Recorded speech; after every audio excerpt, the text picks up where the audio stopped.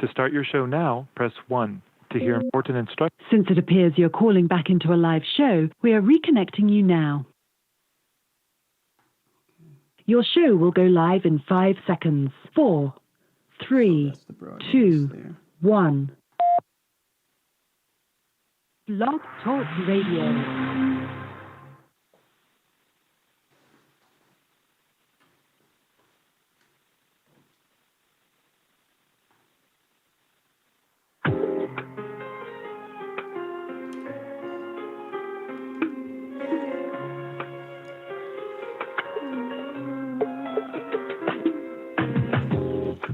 The East is where we're from.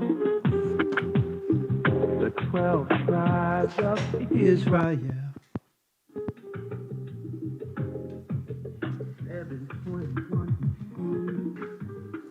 Unplug that.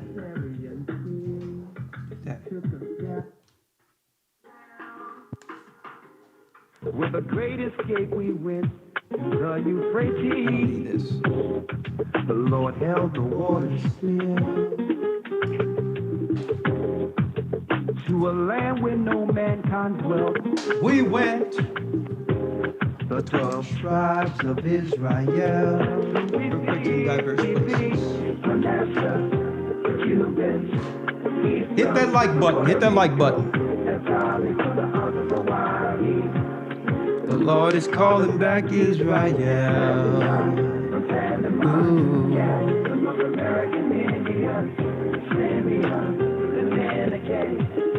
Our highest gathering Israel.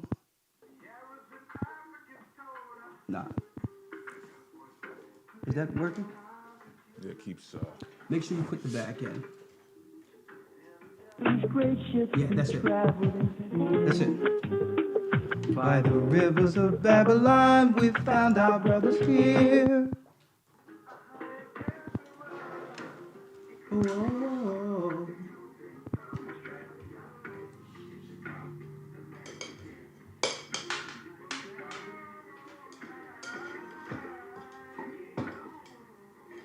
One second, folks.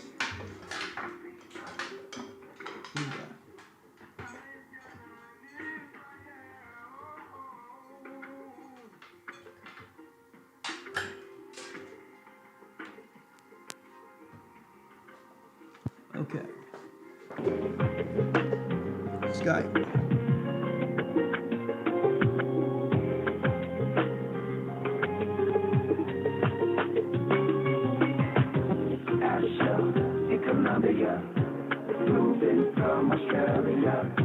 Issachar, the Mexicans. Maybe that's why I hear that noise because it wasn't in time.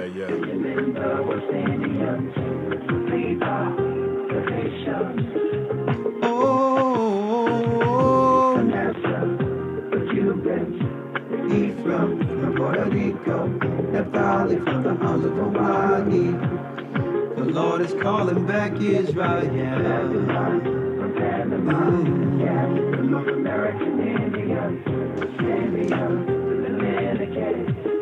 Our highest gathering Israel. Shalom, brothers and sisters. This is Elder Ricard of the Gathering of Christ Church. I hope you all are doing well. Hope you all can hear us fine here.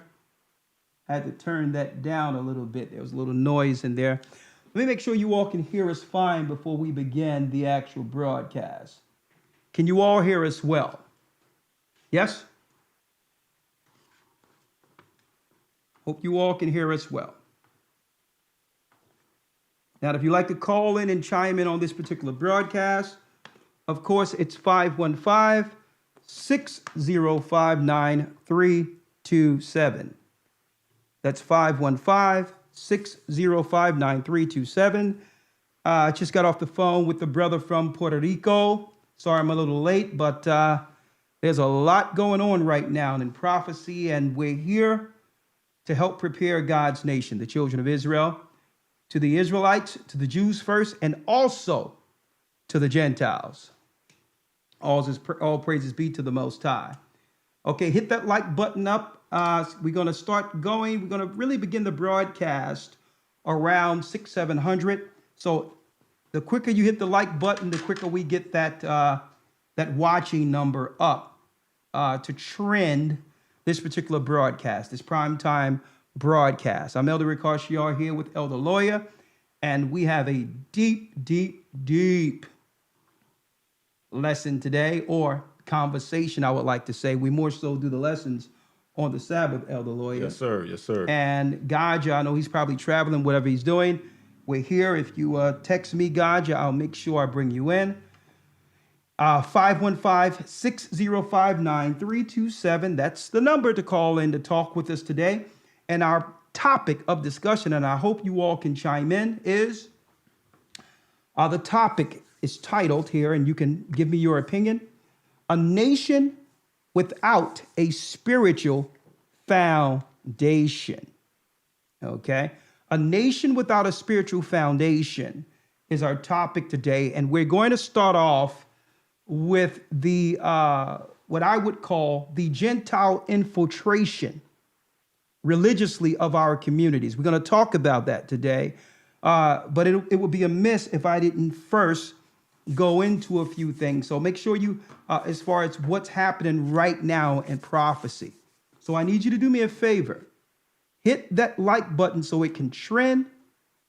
And this way we'll get those likes up and get this thing going. 515-605-9327.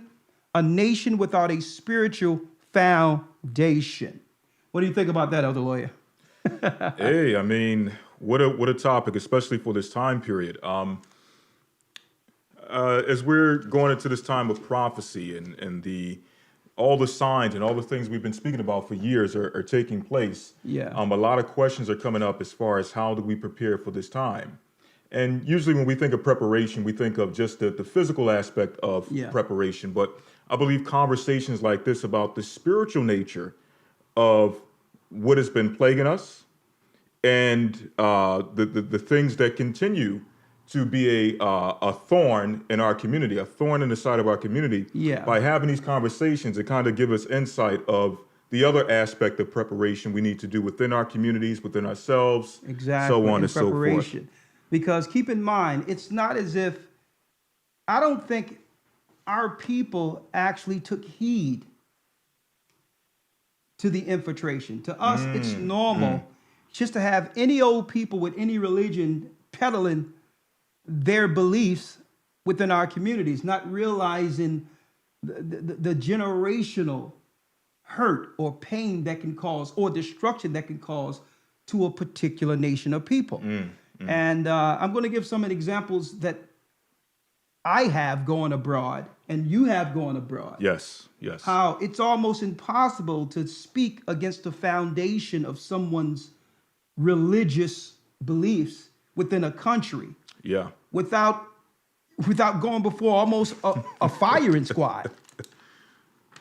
Like, why is it that when it comes to our people, we're live, let live, we're liberal, we're all open to allow just any religion, not understanding its divisive impact?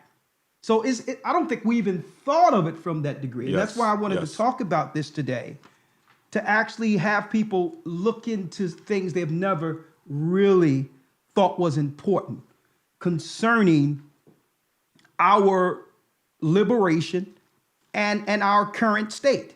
Certain things we didn't think were actually harming us and have been overlooking, such as letting anyone, no matter what they believe, come amongst us and teach of other gods. We never really understood the harmful effects that would have on us as a community. And today, we definitely going to talk about those Mormons today. We're going to get into those Mormons today, all right? And I'm going to show you the double standard that's out there when it comes to the Mormon religion, the Book of Mormons, what they really believe. And I'm going into that because not too long ago, I think about 8-9 years ago, we did something on the Jehovah's Witnesses. But we've been letting those Mormon Satanists off almost scot-free with that satanic book they have, the Book of Mormons.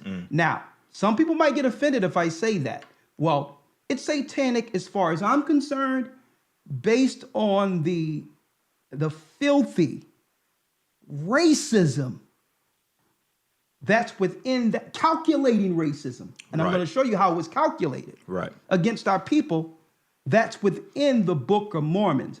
You know, we're going to talk about that tonight. I mean, we have a knowledge-packed broadcast for you today. So make sure you hit that like button. We're coming right back, jumping right in on a nation without a spiritual foundation. Hold tight.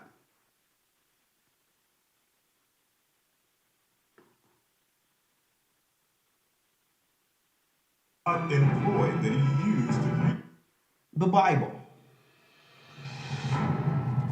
Is it hard to understand? when it comes to reading the Bible. The first thing that comes to mind is the fact that this is the Word of God.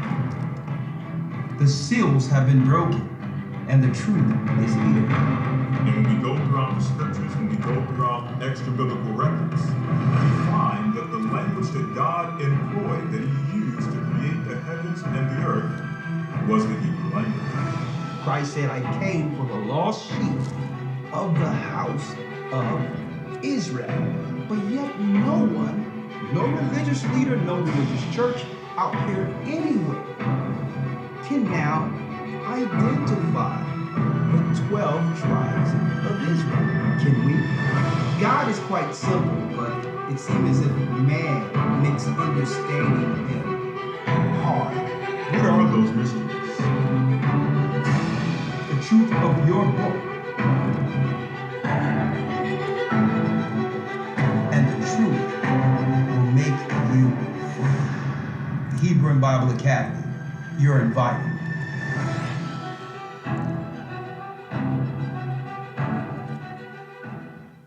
And that's right, brothers and sisters. You are invited. Go to historytimes.org, gatheringofchrist.org, or send an email to gathering that's one, the number one at AOL.com to be a part of this academy, man. We just went into the split between Israel and Judah, the historical implications, the impact of those particular lessons of our people, not just scattered here in North, Central, and South America, but we even delved into the Chinese diaspora. Yes. Everyone know about Africa. But no one understands that the gospel was given to Paul to actually go to those 10 tribes that were scattered outside Judea, like in Corinth, like in Galatia, like in different places outside of Judea, actually. And that they were actually the 10 tribes that Paul was going to initially, while also teaching the natural Gentiles. So he was teaching both. And we went into that to show you that you cannot always judge according to the outward appearance, because Hosea 8:8, Hosea 9:17 goes into Israel being scattered throughout the four corners of the earth, and that they would mix themselves with the nations to a degree in which they will become unrecognizable to the Judeans, to Judah, Benjamin, and Levi, and would be considered at the end times almost two separate nations. And that Christ would bring those two sticks together, Judah and Ephraim. And speaking of Ephraim real quick, I spoke to my brother in Puerto Rico, Gocc Barawak. I was on the phone with him and he's in good spirits. And of course, I was asking the brother what's going on in Puerto Rico. There's a lot of seismic activity and earthquakes that's not actually being reported on. I'm talking about some serious earthquakes almost every other day, every 3 days. He says tremors going on in his area, but about 50 to 100 miles from him, they're catching it. And these earthquakes has been happening ever since they found the oil in the water outside of Puerto Rico, and they have been drilling there. And we told people when they're fracking for natural gas, when all that, they be hitting tectonic plates and all that. They be hitting the fault lines, which are causing tremors, excuse me. Now, he says right now he's pretty safe because they experienced the tough ones, about 6.9 in his area, but thank the Most High, he was living in a mountainous region. Right now, he said, he's speaking to the family, we're rallying together and saying, well, listen, There is other countries that we have to talk about going into. Brazil, we're going into Costa Rica, Panama, and these other areas, Mexico. And being that he's been a pillar for the Spanish, or what you would call the Ephraim or the Latin ministry within the Gathering of Christ Church, what we've said, well, listen, he's paid his dues. We're going to work together where if they need to relocate while dealing with the ministry, we'll do so, or do it simultaneously. Deal with the preparation of what might happen there at the same time. The church there, the people, the members of the church in Puerto Rico, we need to find other living arrangements for what's going on, because we as a church are reporting on what the news does not. Okay, Yes, we're up on this right now, and all praises be to the Most High. Let me show you something real quick that y'all probably didn't know, and hopefully Shapat and us. The news was off, man. The news was incredible in the academy, but I digress. But let me pull this up. I just spoke with the brother. He says, listen, Elder, whatever you need. He was so glad to hear. He's like, man, I'm so glad to hear from you, because I was praying, what should I do? And out of nowhere, you called. And he says, you know, my wife, my family, he says, we have about an acre here where my parents live on the same property as us. So if we have to sell and do whatever and parlay that into money in another location, because I'm going to tell you, and I don't mean to throw out, this isn't fear mongering here. There's some scenarios out there where they're saying that if they keep drilling, and he says they're continually drilling there, like they're drilling right now in Puerto Rico, eventually they fear that a large majority of that country will fall into the water. And it also links in what we were talking about in Revelations 16. Yeah. Where it talks about Babylon being broken in 3 places. And when you look at the Pentagon map they have post-earthquake, the big one, they show America broken in 3 parts, and almost none of Puerto Rico is left outside of the mountainous terrains. So we talked about this, I mean, how many years ago? This is Bible prophecy, folks. And no one is actually talking about it. And I wanted to talk about that first, because, you know, that's the present prophecy. And what's deep about that as a sign, this is one of the signs Christ gave us to look for concerning his coming. These are the signs so that when we see these things, no matter what we're dealing with in the flesh, whatever, we begin to get ourselves in preparation for him, understanding these signs. So the Most High, it says, Jacob seeketh a sign. So the news is not really reporting on this like that, so that we as a people don't understand the urgency of getting prepared for Christ's return. Right? So let me share it with you, since the news is seldom talking about this at all. But if you want to know what Freeway Ricky Ross is doing with his marijuana dispenser business, after they done locked him up and all that. If you want to know what's going on with the guy that took his name, is now a rapper by the name of Rick Ross, you'll get that. If you want to know what's happening, who scored, you know. And I'm a guy, I like entertainment. I like a few games. Nothing wrong with that.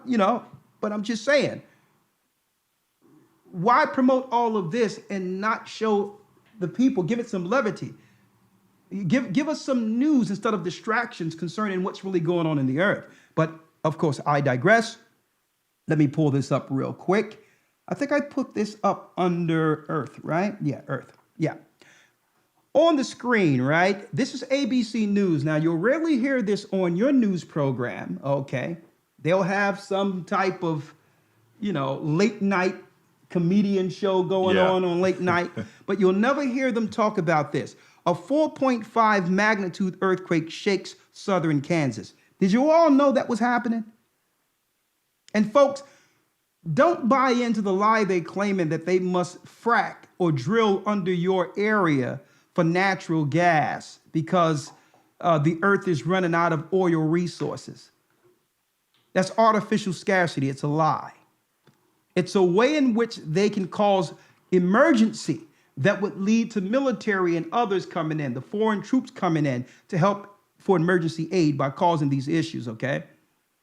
Now, never believe that, because they said they found enough untapped oil, black crude in Alaska, that could fuel the whole earth for the next 1,000 years.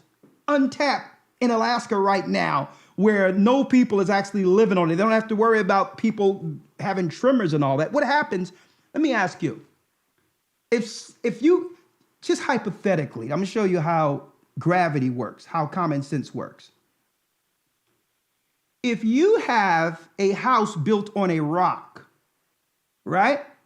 And I came under your house and began to drill a hole on that rock under your house, what will happen to your house?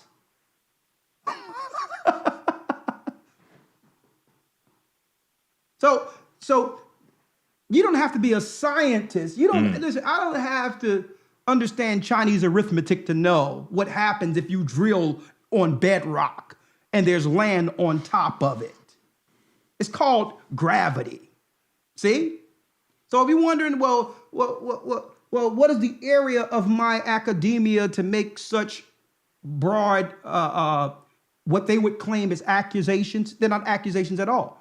If they're fracking or drilling under you, what's happening also is it's tainting the water. The natural water that the Most High have for us from the wells. If you start to drill, all the minerals in the earth will go into the well and taint it. You don't need a PhD for that, but I digress. Here's another one. Scientists fear volcanic eruption in the Philippines. Activity on this volcanic island, Taal, has eased, but scientists say the threat is far from over. See that? This is mainstream news right out, giving you Bible prophecy, and no one is preparing for the coming of Christ because what?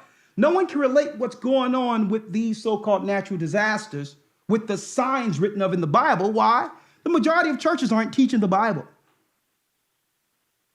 How can you claim you're down with Christ and you are following Christ and been baptized through his blood and waiting for his coming, but yet being a teacher of the Bible, not speak with the prophecies Christ gave us concerning the signs of his coming?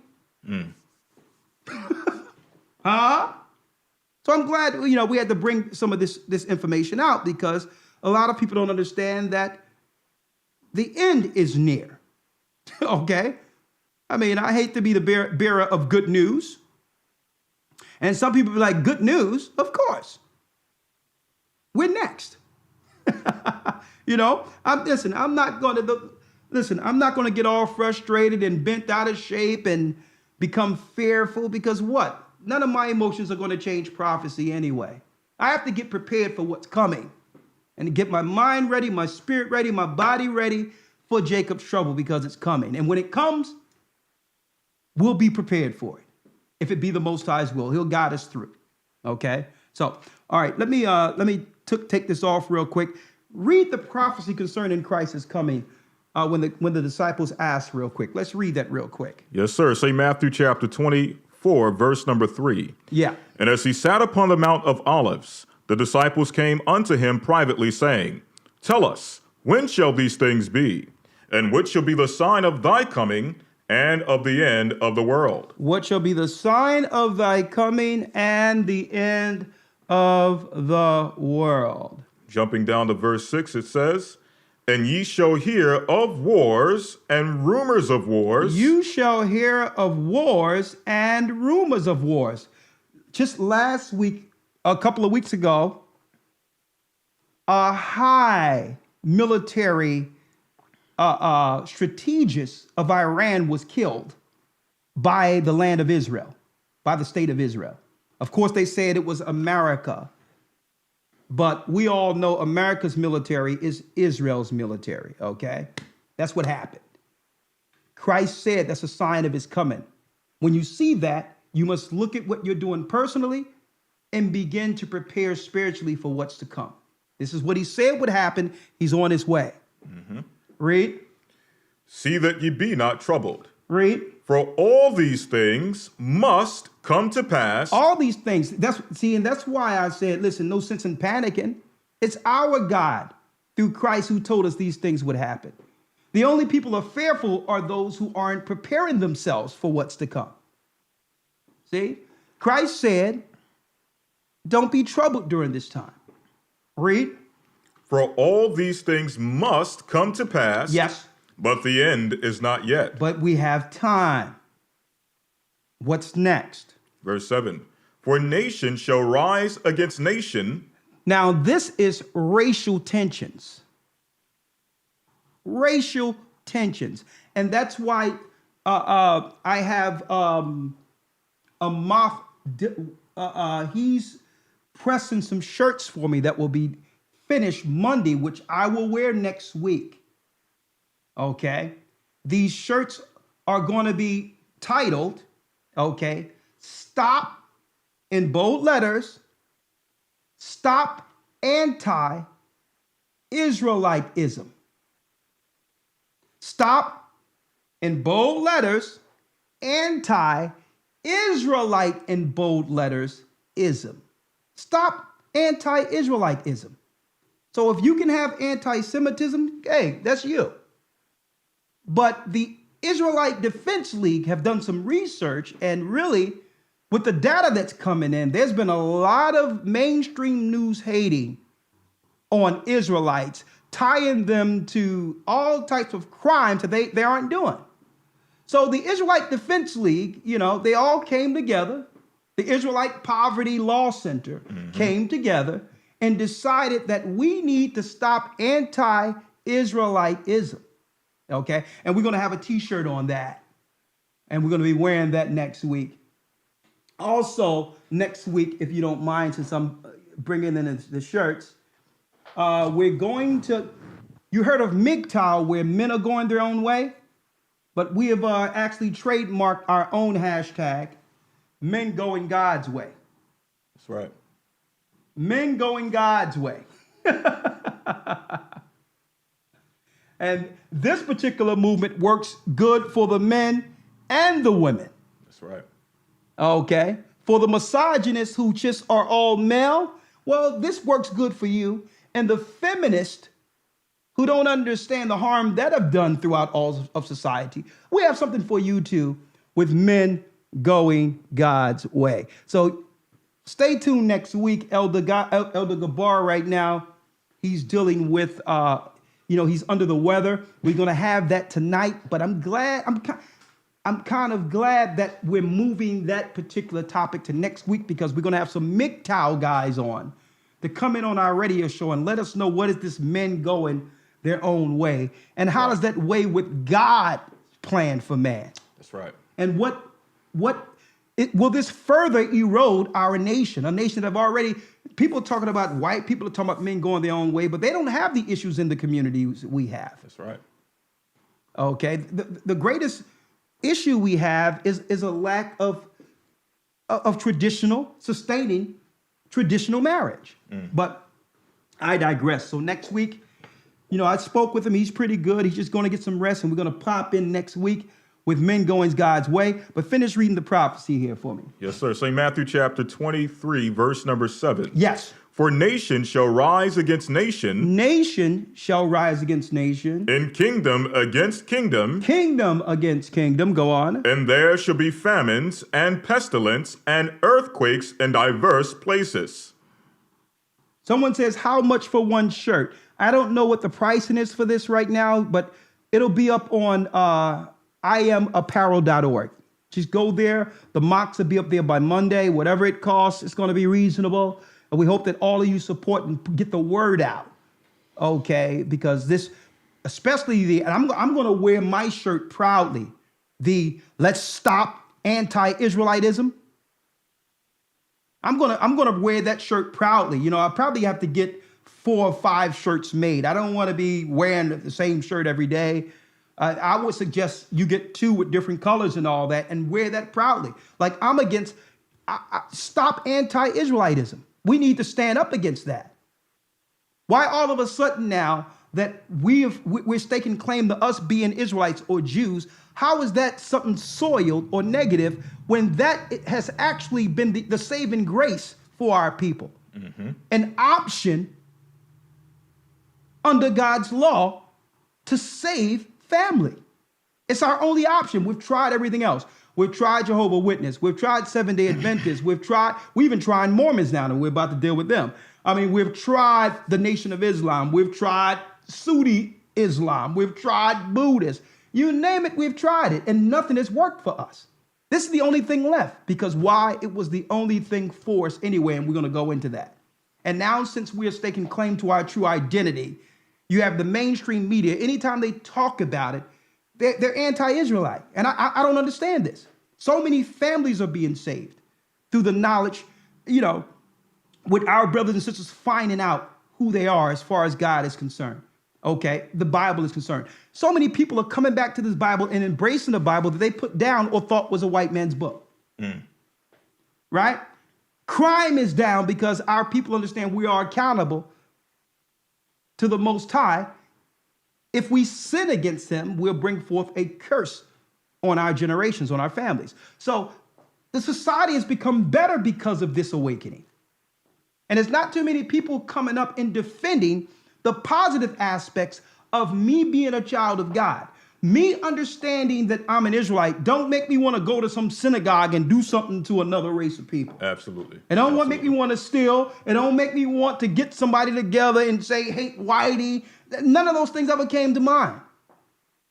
Okay? If anything, I appreciate the Most High for confirming his word and fulfilling his prophecy, that prophecy that told us in Hosea, in that land where it was told to you that ye are not my people, there it shall be said unto them, ye are the sons of the living God. Don't you know that this actually strengthens my belief in God? Our people have no idea who they are. And through that, a nation without spiritual foundation is what we're going to talk about. But go on, Elder Lawyer. Yes, sir. Reading again, Matthew chapter 24, verse number 7. Yes. For nation shall rise against nation, and kingdom against kingdom, and there shall be famines and pestilences and earthquakes in diverse places. And what? Earthquakes in diverse places. Earthquakes in diverse places. And that's what we're hearing right now. An earthquake over there about to erupt out of the volcano in the Philippines. One just happened in Kansas that's not being reported. Right now, Puerto Rico is in a very fragile state right now, to a degree in which it's hard for them to even sell their properties. And they're driving the properties down there low on purpose, where you're going to almost have to walk away from them. Christ talked about this. And what should we do in response to that? Prepare. Spiritually and otherwise. And that's what we're doing. And I'm like, listen, brother, there's no way something is going down there and you've been baptized in this church, leading the charge there. Are we going to allow anything to happen to our brothers and sisters who've been baptized with the Gathering of Christ Church? It's more work to do. If we have to relocate, let's relocate. So these are signs, right? Now, there's more I want to go in concerning that, but let's jump in because I really want to cover this. A nation without a spiritual foundation, right? Now, tell me what will happen, Elder Lawyer. Just give me your opinion. And I purposely didn't tell Elder Lawyer. I was on the phone with the brother in Puerto Rico, speaking to Gabar or whatever the case is. And there's a lot of brothers and sisters need prayer in Jamaica. I was talking to a lot of people today. All praises be to the Most High. And I purposely didn't tell him the topic. I wanted him to organically, if you will, give a response based on this. All right. So I'm going to ask you, Elder Lawyer, what would happen if two Israelites in full mitre and fringes, what would happen if they were to get on bikes with their Bibles and drive into a predominantly white neighborhood spreading the good news of Black Jesus? Wow. What would happen? The good news of Black Jesus. Two mitres on their bikes, driving in a predominantly 99% white neighborhood, teaching the good news of Jesus Christ, of black Jesus, what would happen in that neighborhood? Well, aside from being, I guess you would say,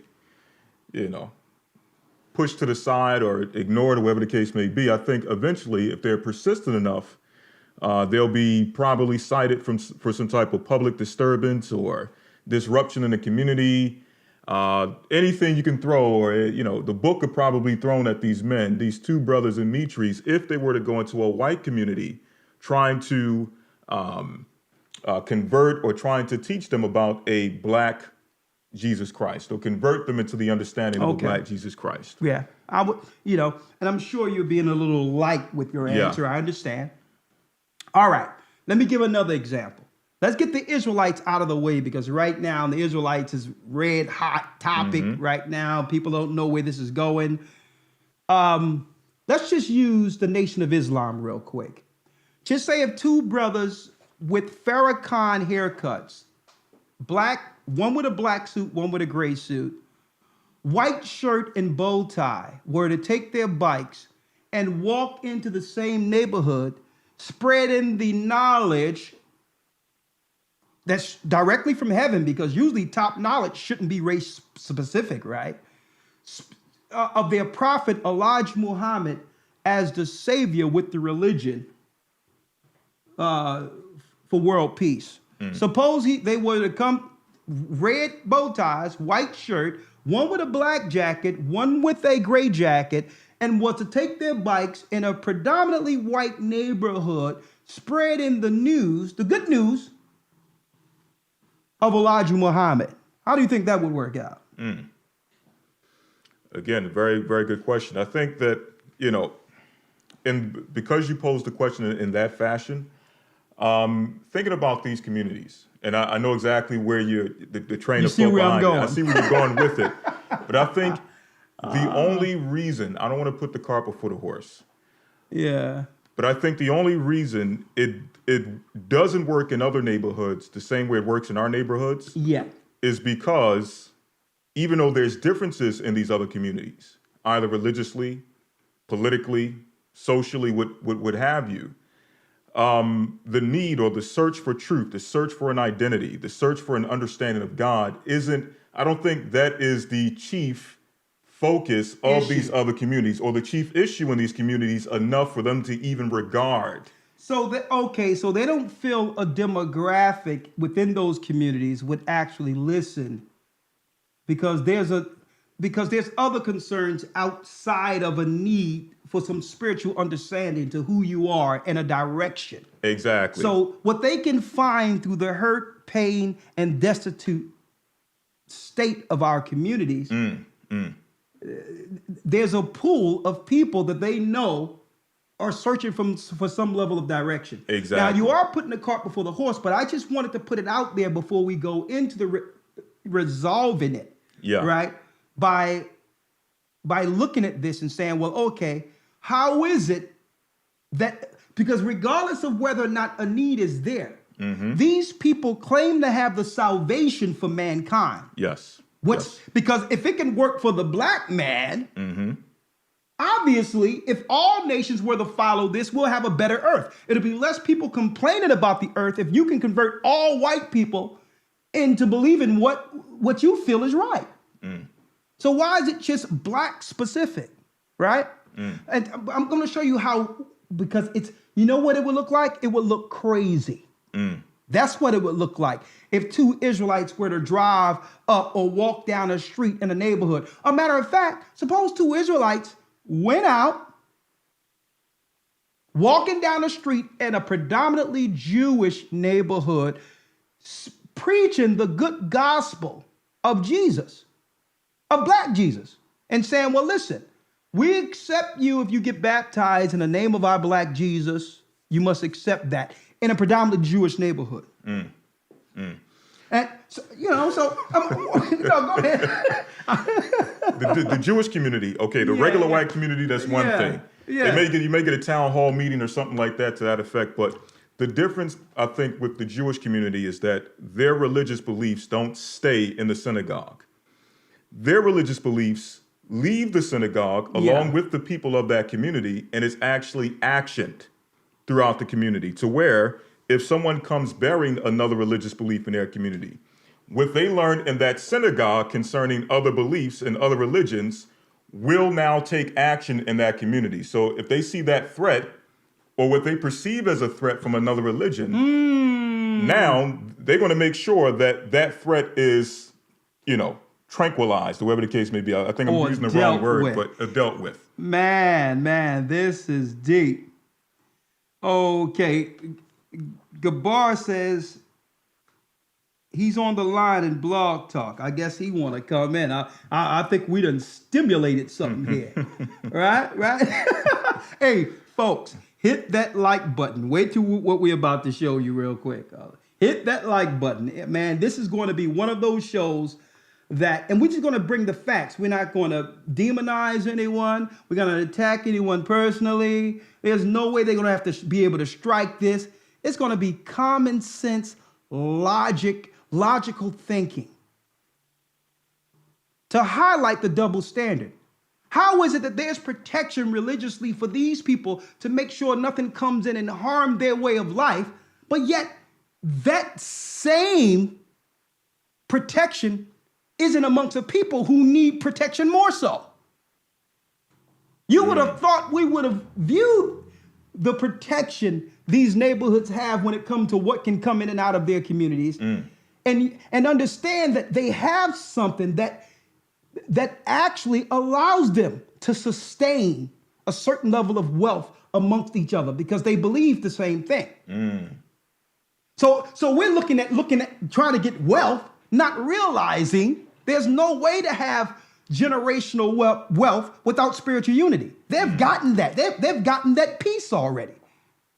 Because if we don't have spiritual unity, any wealth we acquire will eventually be spent to those who do have spiritual unity. That's right. See, you understand? They understand the foundation of unifying spiritually first and keeping out any spiritual enemy that could break that fundamental foundation of their community. Because that's what a spiritual foundation is. You build everything else upon it, on it. That's your foundation. Finances and all that stuff comes from having a strong bedrock, a strong foundation. Right? Now, I'm going to grab, I'm going to grab Gocc in real quick, but when these guys come rolling around, we don't see this as anything. What's wrong with this? There's nothing wrong here. These guys can't relate to anything we're dealing with. They'll come in our communities and pillage our communities, and no one is looking at this at all as the threat it really is. And this is one of many. We can't allow me as an Israelite are not allowed to do in the suburbs of Utah what these guys can do in the ghettos of Harlem. Now, Gocc is sick, but I know what happened. Gocc was listening to this broadcast and like, yo, I need to tap in. That's what happened. Where is he? I've been working on this. It's going to be good. 515-605-9327. Now, here it is. These two wet behind the ear guys who aren't respected as anything in Utah or amongst the Mormons are considered elders in the black neighborhood. It's laughable. That's how far they believe we have digressed. With people with no biblical understanding at all, no knowledge at all, can immediately come into our communities and be called an elder by the aged man or woman in our communities. Elder Gocc. Shalom, Elder.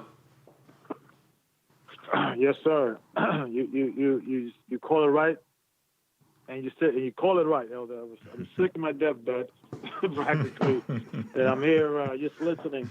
I said, you know what? I got to say something. That was a profound question, because I remember there was a few years back that there was a black Mormon apologist dealing with color in the Bible. Yeah. And I guess if people that don't know the history of the Mormons, within the Mormons' writings, they said if you're wicked, you turn black, and if you're righteous, you turn white, and that's been a constant theme within the Mormonism religion.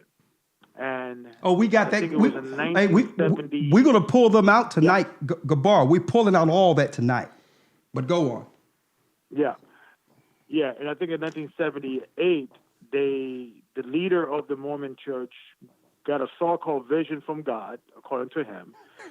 That God told them, you are allowed now to bring in black people into the Mormonism religion. They could be part of the kingdom or whatever.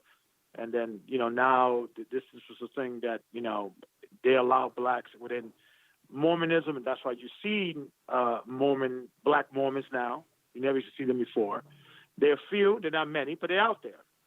And, this is one of these things that, you ask that question about what if we, a black, never mind black Israelite, let's say the Mormonism was in reverse, that, white was a curse and being black is righteous. And we're going in white neighborhoods, Italian neighborhoods, Irish neighborhoods, Russian neighborhoods, teaching this.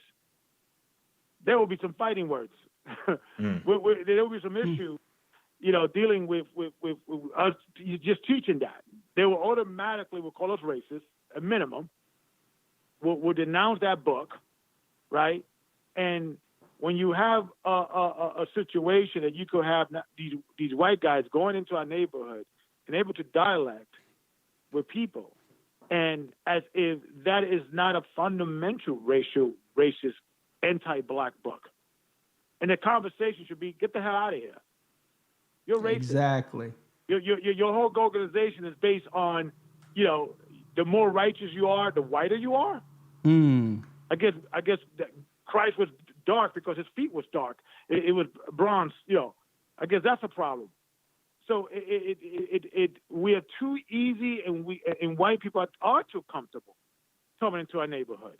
And black people should be eerie, and Latino should be eerie when you got white people coming in. Want to discuss, something. Because that's all usually, the situation. And that's not us being racist towards white people. That's us being cautious towards, protective of our neighborhood. So every single time, I think I saw one black Mormon one time, and I chased him down. I started asking questions. He started getting all nervous, and he was out of there. Yeah. I looked at him, brother, how can you be a Mormon? How can you in God's green earth, you be a Mormon? And then he's answering me that, that blacks are allowed now. I said, brother, you see how how stupid that sounds? Yeah, we're allowed now. And he looked at me. It's a club. Jesus, they had hold up. They had a come to Jesus moment. What happened was, you got a picture up in there? Mm-hmm. They had a come to Jesus moment, We can allow the blacks back up in here. We can allow the sully blacks amongst us. They had a come to Jesus moment and said, let's let the Negroes in. But go on. There's a lot of more to cover, but go ahead. I'm listening because we're about to blow this thing open. I just wanted to just concur your statement, the hypocrisy of all of this. That's the word. Not only that not only you had this religion is accepted in America, but you almost had a Mormon president, Mitt Romney. Yeah. And when he was in the campaign and he was running for office, they asked him about that same question. He said, well, I'm not going to answer any religious institution. And it was a funny thing. You know who was asking that question? a white person, not black people. So how can we allow a president that is part of a church or potential president that it was not until 1978 or 1976, whatever year, allow black people in their organization. So Ben Ryan, he was like in his 50s. Yeah. So he grew up as a Mormon. So that means he was in an organization that thought that black people are inferior because of this skin race. And we're okay with that? Yeah, because Jesus, Obama, because white Jesus came amongst the Indians. Man, wait till I go into this Book of Mormons tonight. The white Jesus, so it's a he got the whole world in his hand. All right, the white Jesus. No, right. So right. It's a thing, Elder. But I concur. I know you got your show lined up. I'm just listening, enjoy the topic. But that question found me up. I was like, okay, there you go. I gotta say something because every time he got the whole world in his hands. And I said, brother, how could you be a Mormon? How could how in God's green earth, be anything else but that? I mean, good Lord. Yeah, man. Hey. But I digress, Elder. But great, I'm gonna stop making jokes. I'm gonna stop making jokes. It's time to jump in. Thank you, Elder Gabar. And I know you're gonna come in because it's about to get what my son called. I'm getting the verbiage down, elders. My son is telling me, he's telling me I got to use this word now. It's about to get lit up in here. Okay? It's about to get what they say it's litty, right? It's about to get lit. Hold tight. I'm gonna put Elder Gabar on hold, and so you can't say that, I'm dealing with anything racist, I got anything against white people or whatever. The whole thing is, Elder Gabar said it nicely. He said it right when he says that it's upright hypocrisy.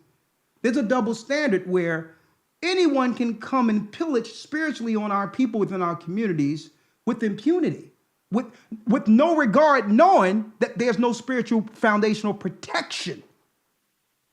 Mainly amongst the men. Why? Because there's no unified front to protect our men, women, and children. And you don't realize the worshiping of many gods and worshiping all over the place and following the Gentiles is what got us here. This is how we become so distraught, because we didn't look to build a spiritual foundation first. But I'm about to get into your Mormons. Hold that for me. Hold that. It's about to jump. It's about to get lit, like my son says. So you can't say that it's me saying all this. This is my opinion. I need y'all to check this out.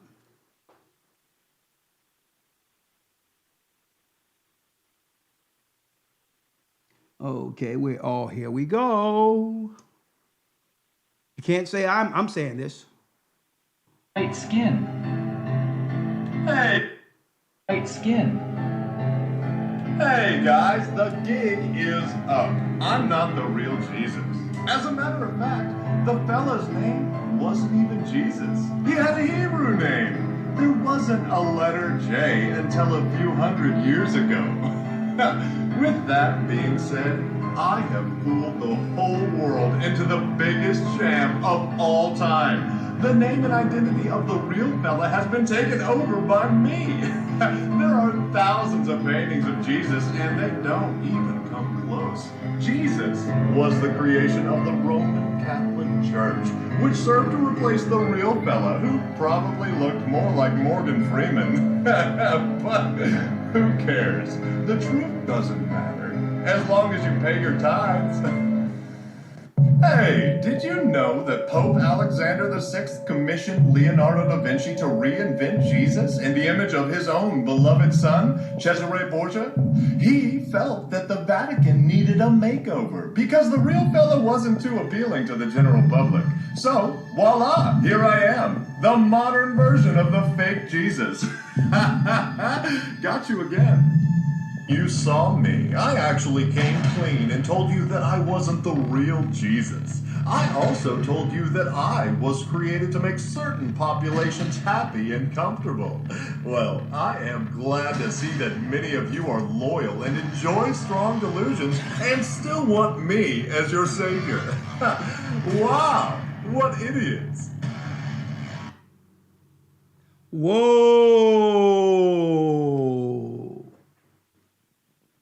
Huh? Now, if I was to say what he just said, I would be considered a racist. Now, I wish some of this would have been taught to us by them when I was coming up in the 70s and 80s with that picture of the white Cesar Borgia posing as Jesus Christ, the criminal.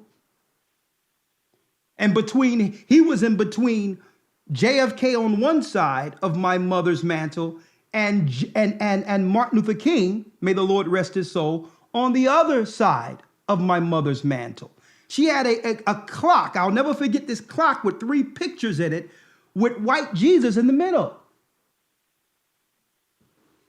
Now, you know we going in now.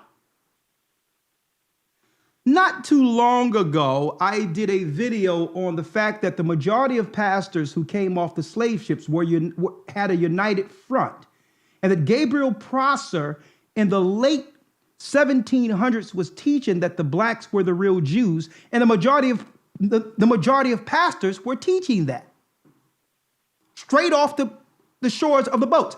That's why they would punish us for reading, but killed our pastors or killed our people if we read the Bible. Now, around this same time, there was another guy who came up. And this guy was a Mason by the name of Joseph Smith. Right after Prosser was teaching that heretical doctrine that the real Jews are black and that the language of the African language coming off the shores of Africa was dialects of Hebrew, even till this day. They couldn't have that. So they began to teach a false doctrine claiming that blacks was from the cursed seed of Ham, and Masons were behind this ideology. And that the claim that our color, that we were made to serve, and we have a genetic disorder to sin, being from the cursed seeds of Ham, our color bears the curse. No, not the curse of Deuteronomy 28 given to Moses, but the curse of Cain and the curse of Ham. This guy began to teach that. Elder Lawyer, I need you to give me my bag real quick, my black bag over there, if you may. Mm-hmm. Just roll it over here to me. There's a book, the one that I gave you, if you can get it out of there. The book, I gave you one of the books last week. A little after Joseph Smith began to teach his crap, there was a white guy, a Jewish guy by the name of M.M. Noah, going over into England teaching that the North American Indians are in fact, based on the archaeology, the language, and the customs, were from the lost tribes of Israel. And he actually wrote, and I have the original book here, I wanted it original print, The Discourse of the Evidence of the American Indians. The Discourses of the Evidence of the Indians. I know it's a little fuzzy because it don't autofocus. Well, anyway, M.M. Noah had proof that the customs, the Indians putting away their women during the time of their menstrual, circumcision, and they made people believe that Indians were so what you would call nomads, or so far from technology that they were living in tents. That was a lie. They had brick and mortar over here. But what he researched is a certain time of year, the North American Indians would pitch tents, Feast of Tabernacles, according to the Bible. Also, that they followed the 364-day calendar, 52 Sabbaths that we follow till this day. It was in this book in the 1800s, folks. They always knew that the North American Indians were from the 10 tribes of Israel. They always knew that. But Joseph Smith had to come in as a Mason at that same time period, to muddy or gray the waters. Why? Because the public sentiment was swaying more so towards these people being the real Jews or the Israelites according to prophecy. So Rome couldn't have that. After calling them savages, Indians, cannibals, after demonizing them, if you can sully them or make them subhuman, now you have an excuse, or you excused during your colonization. Now you're you're more so civilizing an uncivilized society. See? So they sent Joseph Smith over, who lied and claimed that he found the golden tablets. Now the golden tablets is written about in this book, that they found it. But it's not the Book of Mormon, folks. Joseph Smith claimed he got the golden tablets, and it's the second stick.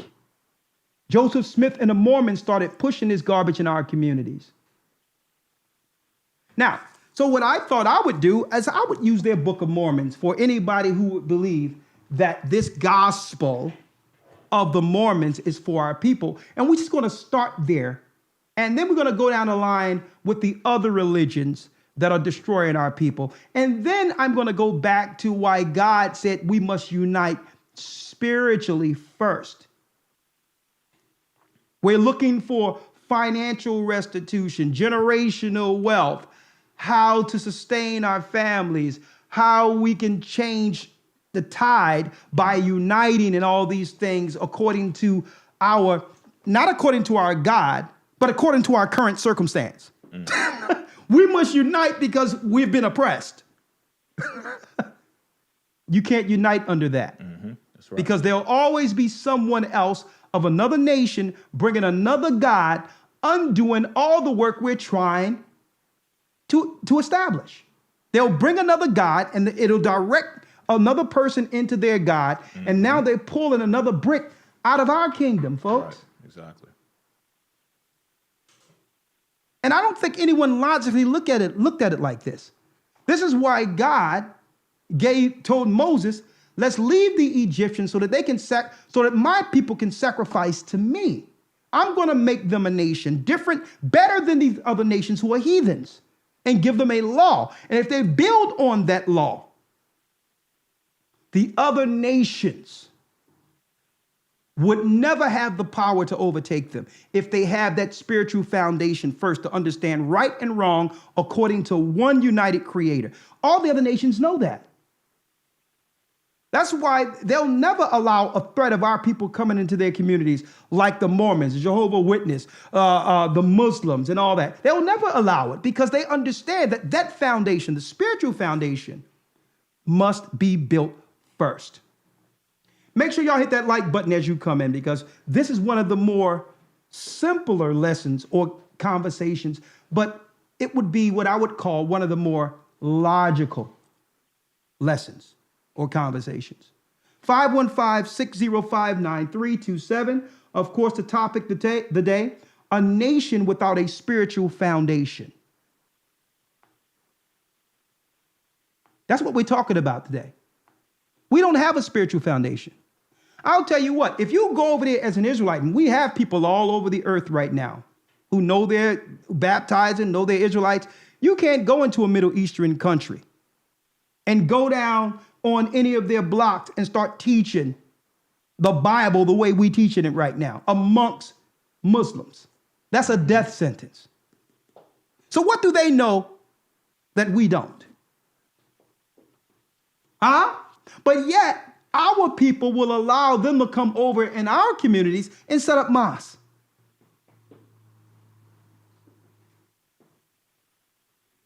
You don't see anything wrong with that? You can't see that's the core problem. Outside of all the other problems, that's the problem that should be cleared up first. One people uniting under one God. One thing about Jewish people, it doesn't matter where they are on the earth, they know to show up in a synagogue on the Sabbath.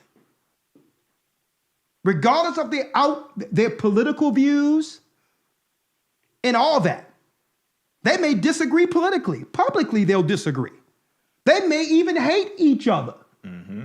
They probably can't stand each other, but they'll show up together united at the synagogue. Anything, Lloyd? Yes, sir. And as I mentioned earlier, they don't leave their religious beliefs in the synagogue. They take it with them and establish it in their community. Exactly. Our problem is that we go into the church, we read the 10 Commandments in the church, but we never thought about actually applying those 10 Commandments in the community. Yeah. Thou shalt have no other God before me. Just That that was the law first alone, law. you can stop any level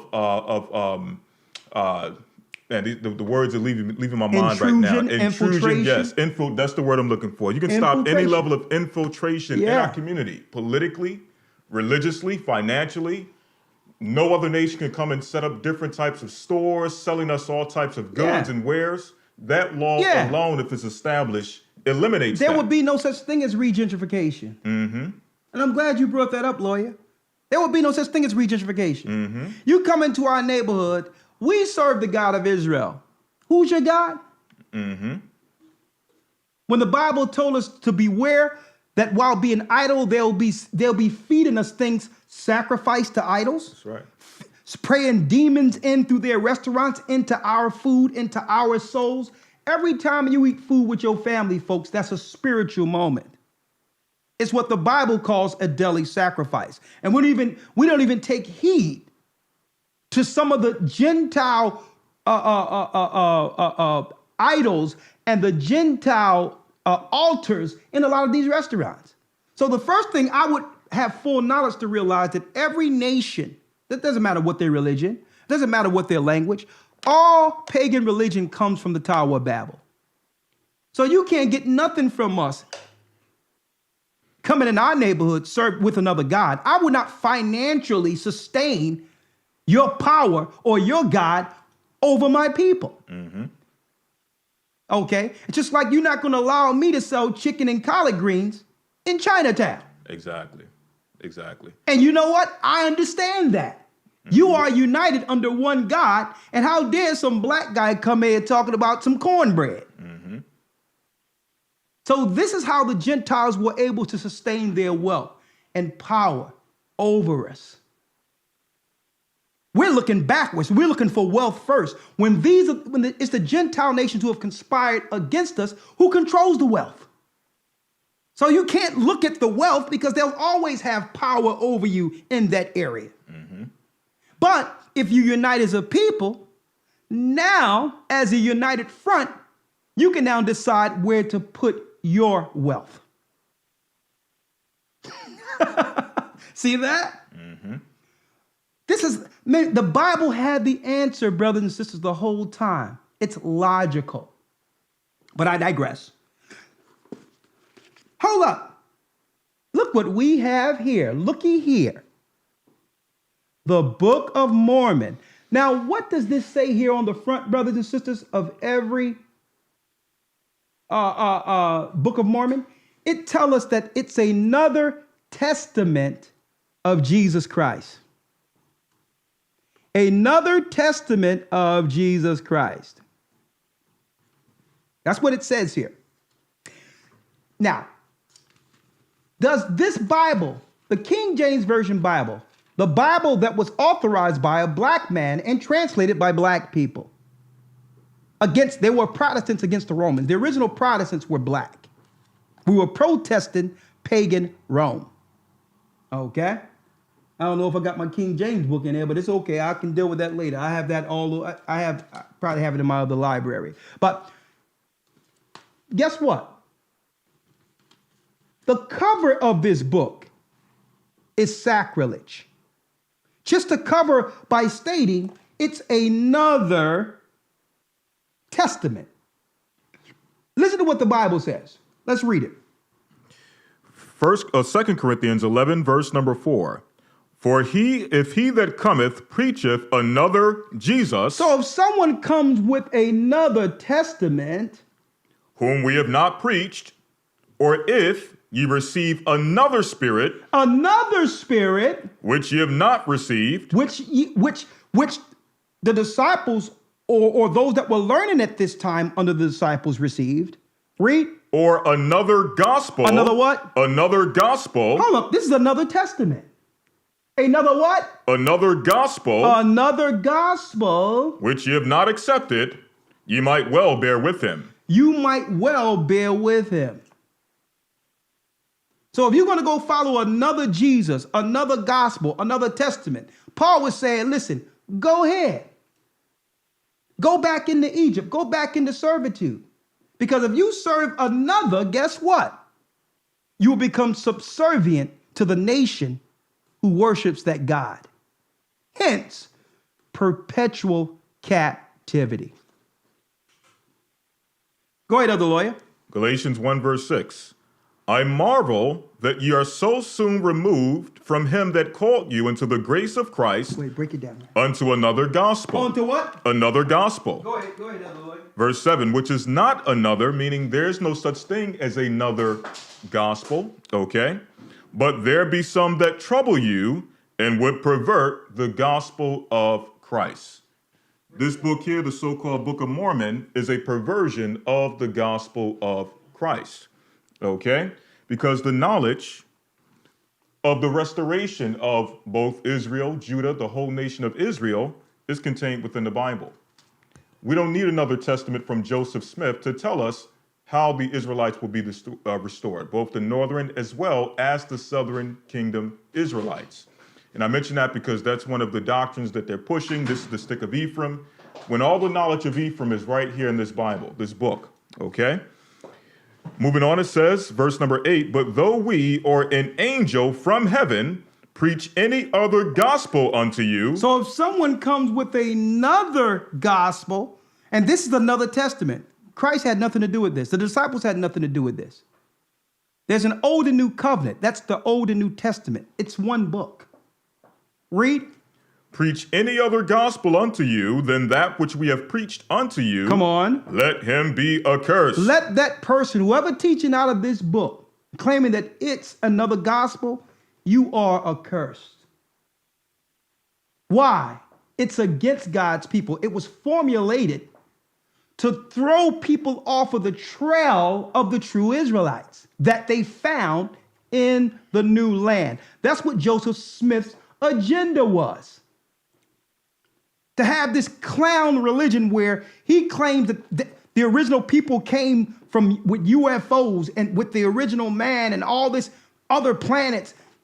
Look at the origin of the Mormon faith. It's crazy, folks. Mm-hmm. All types of fraternal, what you would call Masonic religions, all morphed within it.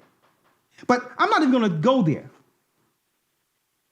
This is what they feel about people of color. Let's get it real quick, other lawyer. Mm-hmm. It's right here, right? Let's get all. You got them all? Mm-hmm.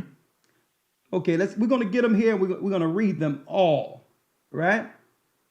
This is what they feel about you when they come into your neighborhoods to give you the good news of Jesus Christ. Oh, you know I'm going there. One moment. Let me pull it up here.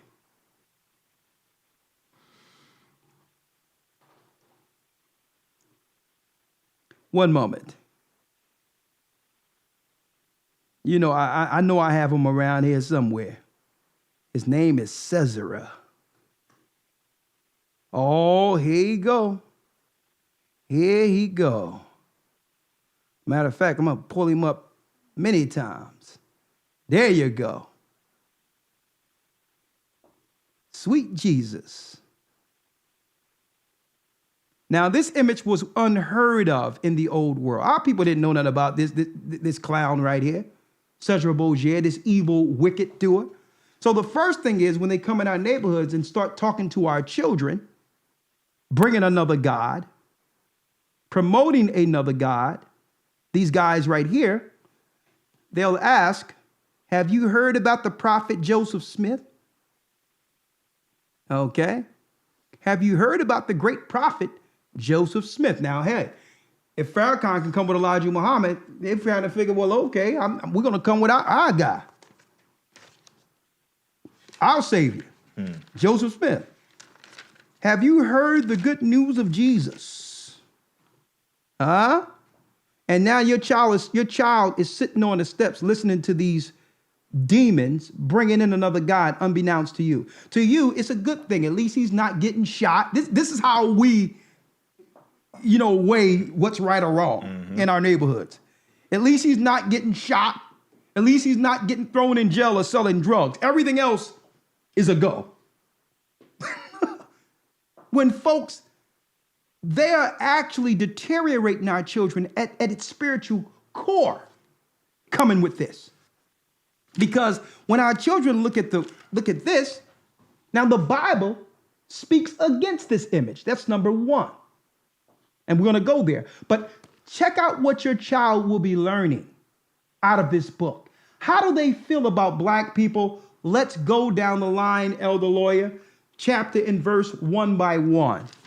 Chapter and verse, and I'm going to actually type in the chapter and verse inside your chat right now so that you can actually go, when you run into a Mormon, open the book and say, guess what? Because a lot of them are unlearned too. They don't even know that some of this madness, well, they know about it, but they don't know how many times the evil racist precepts are actually written within the book itself. Mm-hmm. Straight racist against black people. So what do Elder Bob and Elder George right here, how do they feel about your children when it comes to them receiving the good gospel of Joseph Smith? This is 1 Nephi chapter 12, verse number 23. 1 Nephi. Also, Esau began to make himself one of the 10 tribes too. In fact, let me start a little earlier. This is 1 Nephi chapter 11, verse number 13. 11 and 13, it reads what? 1 Nephi 11, verse number 13 says. Let me straighten this out. Mm-hmm.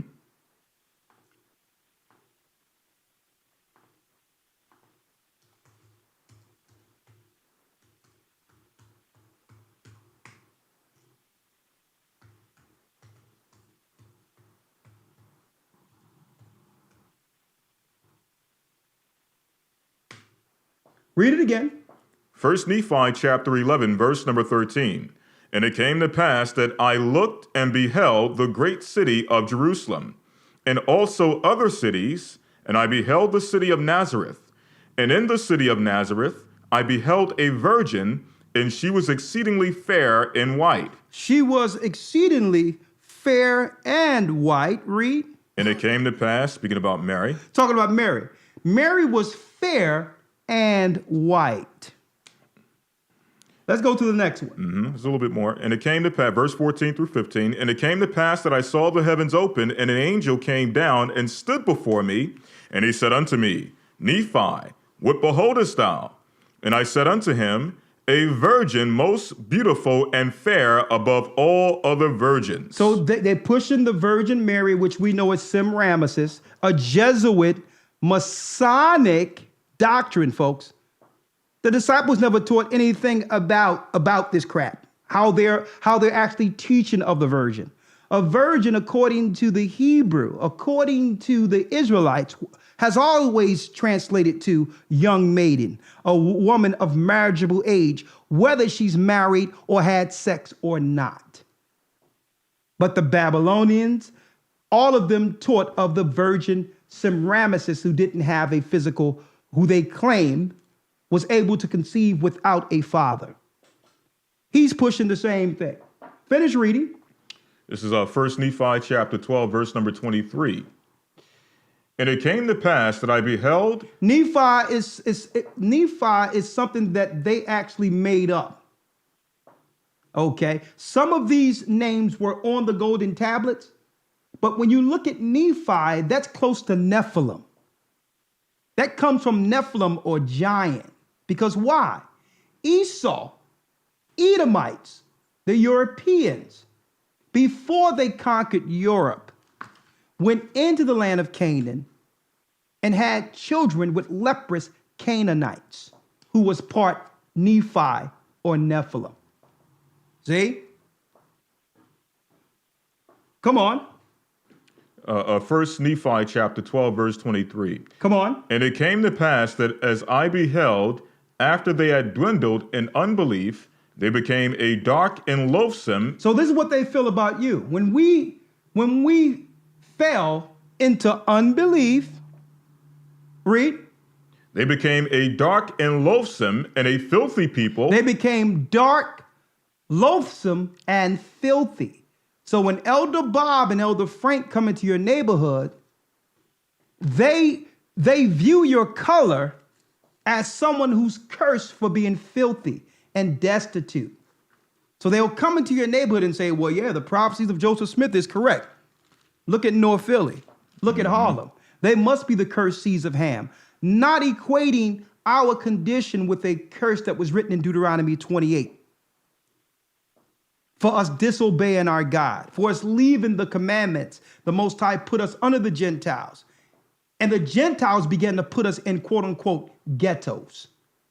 But they'll claim our condition is a curse through our genealogy,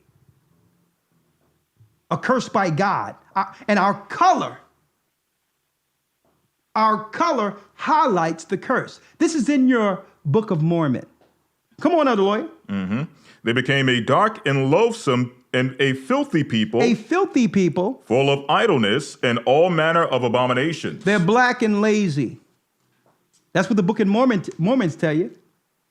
Have you heard the good news of Joseph Smith? You black and lazy Canaanite. You black and lazy Hamite. There's more. Come on, Elder Lloyd. First Nephi chapter 13, verses 14 through 15. Okay, we at First Nephi. Come on. Chapter 13, verses 14 through 15. 13 and 14. Let's go. And it came to pass that I beheld many multitudes of the Gentiles upon the land of promise. And I beheld the wrath of God, that it was upon the seed of my brethren, and they were scattered before the Gentiles and were smitten. And I beheld the Spirit of the Lord that was upon the Gentiles, and they did prosper and obtain the land for their inheritance. And I beheld that they were white and exceedingly fair and beautiful, like unto my people. Like unto my people, white, beautiful. Read. Before they were slain. Before they were slain. So it's white is beautiful in Joseph Smith's Bible. Okay. Black is cursed, shiftless, okay, lazy, dirty in Joseph Smith's Bible. We have more. Let's go. Second Nephi chapter and 5. See, this is what's deep about this is that they can go back to Utah and laugh in their congregations that blacks are actually receiving this stinking ministry they're teaching. They're laughing. Can you imagine imagine an Israelite going into the white neighborhood saying, well, according to the Bible, you're shiftless, lazy, you're wicked, and all that. And not only that, it's in the Bible, and they're teaching that in the suburbs in Utah. You know what you'll be hearing? You'll be hearing about the low swinging fruit, swinging on the tree. All those swinging fruit. Oh Lord, low swing. Help us, Lord. That's what you're going to be hearing over there in Utah. Oh, help me, Lord. As a black dude swinging like this with a mitre on. Let's go. Second Nephi chapter 5, verse number 21. And he had caused the cursing to come upon them, yea, even a sore cursing because of their iniquity. For behold, they had hardened their hearts against him, and they had become like unto a flint, wherefore, as they were white, and exceedingly fair and delightsome. Oh, they was fair and delightsome at first. That they might be enticing unto my people, might not be enticing unto my people. Come on. The Lord did cause a skin of blackness to come upon them. So this is what's going on with me right now, folks. I was white, but you know, I got a scab of black darkness that God put on me, according to Joseph Smith. Mm-hmm. Are you kidding me? Are you kidding me, folks? We're the people of the sun. There's no such thing as a black guy going into the sun, getting skin cancer or anything else, unless he's using that garbage suntan lotion that makes your skin like leather and causes cancer and all that. I was cracking up. I went to the beach. When we went to the beach, we went out during the time of the eclipse when everybody was out there. And I seen black people putting on suntan lotion. I'm sitting there laughing. I'm like, they cook it. I'm like, don't you know we were born with our suntan lotion? It's called melanin. Oh, and you see the mother put it on your back. You don't want to get suntan. Listen, we love the sun. The sun keeps us young. Black is beautiful. It has always been beautiful, folks. There's no way I'm going to sit in the sun and next you know I'm running into a cave somewhere because a scab or cancer is popping out on me. How did they reverse that? To make you believe, I'm looking at black people put on suntan. Simple as a day's old. We're born with suntan, folks. It's called melanin. We've always been what every other nation on earth wanted to be. And you're going to have this clown by the name of Joseph Smith send these demons in our neighborhood, these Mormons, to further divide an already destitute people. Come on, let's go. This is 2 Nephi chapter 26, verse number 33. For none of these iniquities come of the Lord, for he that doeth that which is good among the children of men, and he doeth nothing save it be plain unto the children of men, and he inviteth them to come unto him and to partake of his goodness, and he denieth none that cometh unto him, black and white, bond and free, male and female, and remembereth the heathen, and all are alike unto God. You can all come back. You could be in a Mormon church, but understand, you running around with a black scab that God gave you. Hold up, let's get some more. Now it says here, the last part says both Jew and Gentile. So my question is, in this particular religion, who's the Jew and who's the Gentile? Exactly. They're teaching that blacks are Gentile, which is a lie. The Gentile are the Gentile nations, like the Europeans who are Edomites, like the Ishmaelites who are Arab, like the Japhites who are Asian and Chinese.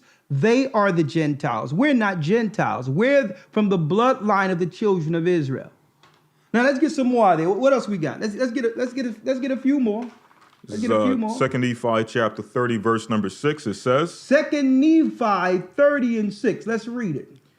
And then shall they rejoice, for they shall know that it is a blessing unto them from the hand of God, and their scales of darkness shall begin to fall from their eyes. So when the scale of darkness, come on. Shall begin to fall from their eyes, and many generations shall pass away among them, or shall not pass away among them, save they shall be a pure and a delightsome people. And it shall come to pass that as the Jews which are scattered also begin to believe in Christ, and they shall begin to gather in upon the face of the land, and as many as shall believe in Christ shall also become a delightsome people. So you'll turn back white if you do right as a Jew. Lord, man, let me tell you, folks. If you're talking about how to heat up that barbecue, if this is not it, you know, I mean, it's not. Look at this thing. It's nice and flexible. You don't even need no lighter fluid for this. I mean, as soon as those coals start dimming down, are you talking about something that can be used for campfire or barbecue? I mean, is anything better than this? But go on, Elder Lawyer. What? Give me some more of the trash And what's deep is you got people online teaching that this is the second stick of Ephraim. No, it's not original, because this is what Joseph Smith said when he was looking to deter people from the knowledge that M.M. Noah was teaching in Europe that the Indians were the true Jews. Mm-hmm. And that Gabriel Prosser and all the black preachers here who predominantly knew they were Israelites, the original black church was teaching our people that we were Israelites, folks, in slavery. And I'm talking about freed blacks. We weren't teaching that our people were Gentiles. Huh? Come on, let's do it. Because you got people out there saying that that's the second stick. And see, and I'm glad, and you know what? I let it go for a long while because I wanted to see how many, I wanted actually to allow this thing to go on so that these people out there that teach that nonsense to get way up to that mountain in which they feel that they're bringing some information so that everyone can see them. And I'm like, you know what? Okay. Oops. You went to that top, and guess what? That rock you were holding on to was the Book of Mormon. And guess who was holding it? Elder Recall. And I let it go. And now you're tumbling down, see? And I wanted you to, I'm like, you know what? Just let it go, because if he don't know, if these people out there teaching that this book is the book for our people, haven't read this book, and I read the book already, mind you. So I'm not speaking from what you would call novice, vantage point in which I just hate the book, because I knew that the 10 tribes were the Indians, and I got the book originally in 1997, folks, to see if there was any validity that can link the scriptures. And what I found is there's nothing in that book that's true that you can't find in the Bible. Mm-hmm. So what good is it? If at the end of the day, it feeds into the modern Christian narrative that black people were meant to serve white people according to European Christian theology. And it feeds the lie that Christ was a white man, that his people were white. So what good is it? All the precepts that you can tell, all the precepts they took directly from the Gospels or from the epistles. It's right there. Some of the verses, they quote the New Testament verbatim. Mm-hmm. Mm-hmm. So why do I need to read it there? Exactly. What's the point? What's the point of this as another stick if it's just saying exactly, or the good stuff is saying exactly what's in this stick, okay, or in this book? It's no use for it. So now going to this one. Okay, let me put this criminal. Let me move this criminal here. Joseph the Demon, the Mason. Okay, but go on. Yes, sir. You want to go just one more? Yeah, let's go one more. That's all we're gonna have before I punt this thing. All right. I think the Super Bowl coming in a couple of weeks. Yes, sir. I may get a head start and do a good old punt. Let's go. This is Jacob chapter 3, verse 5. It says, "Behold, the Lamanites, your brethren, whom ye hate because of their filthiness." Chapter and verse. Give it to him, Elder Lawyer. Jacob chapter 3, verse number 5. Yeah. "Behold, the Lamanites, your brethren, whom ye hate because of their filthiness, and the cursing which have come upon their skins, are more righteous than you." And this shows when it mentions skin, because some people will say with the darkness and the whiteness, that's talking about a state of being or something to that effect. No, this is actually speaking about skin color. Skin. Joseph Smith is dropping the knowledge on you niggers, on you Negroes. That's what they're doing. Negro. Knowing that all through the regular Bible, it tell you that the disciples were Niger or black. All through the Bible, the people in the Bible were the people of color. A matter of fact, the people of color were destroyed by the Gentile nations, the Romans. White people who are known to be Gentiles throughout all of history before the fall of Jerusalem. Even in Africa, we knew better. Even in Africa, we knew better. And see, and it's so ridiculous, folks. It's so ridiculous that I'm making satire of that foolishness. Because you got some of our people, just like you got cats running around, a white guy that didn't have this white guy came straight out of a crazy house, folks. Got online and told people he was the angel Gabriel.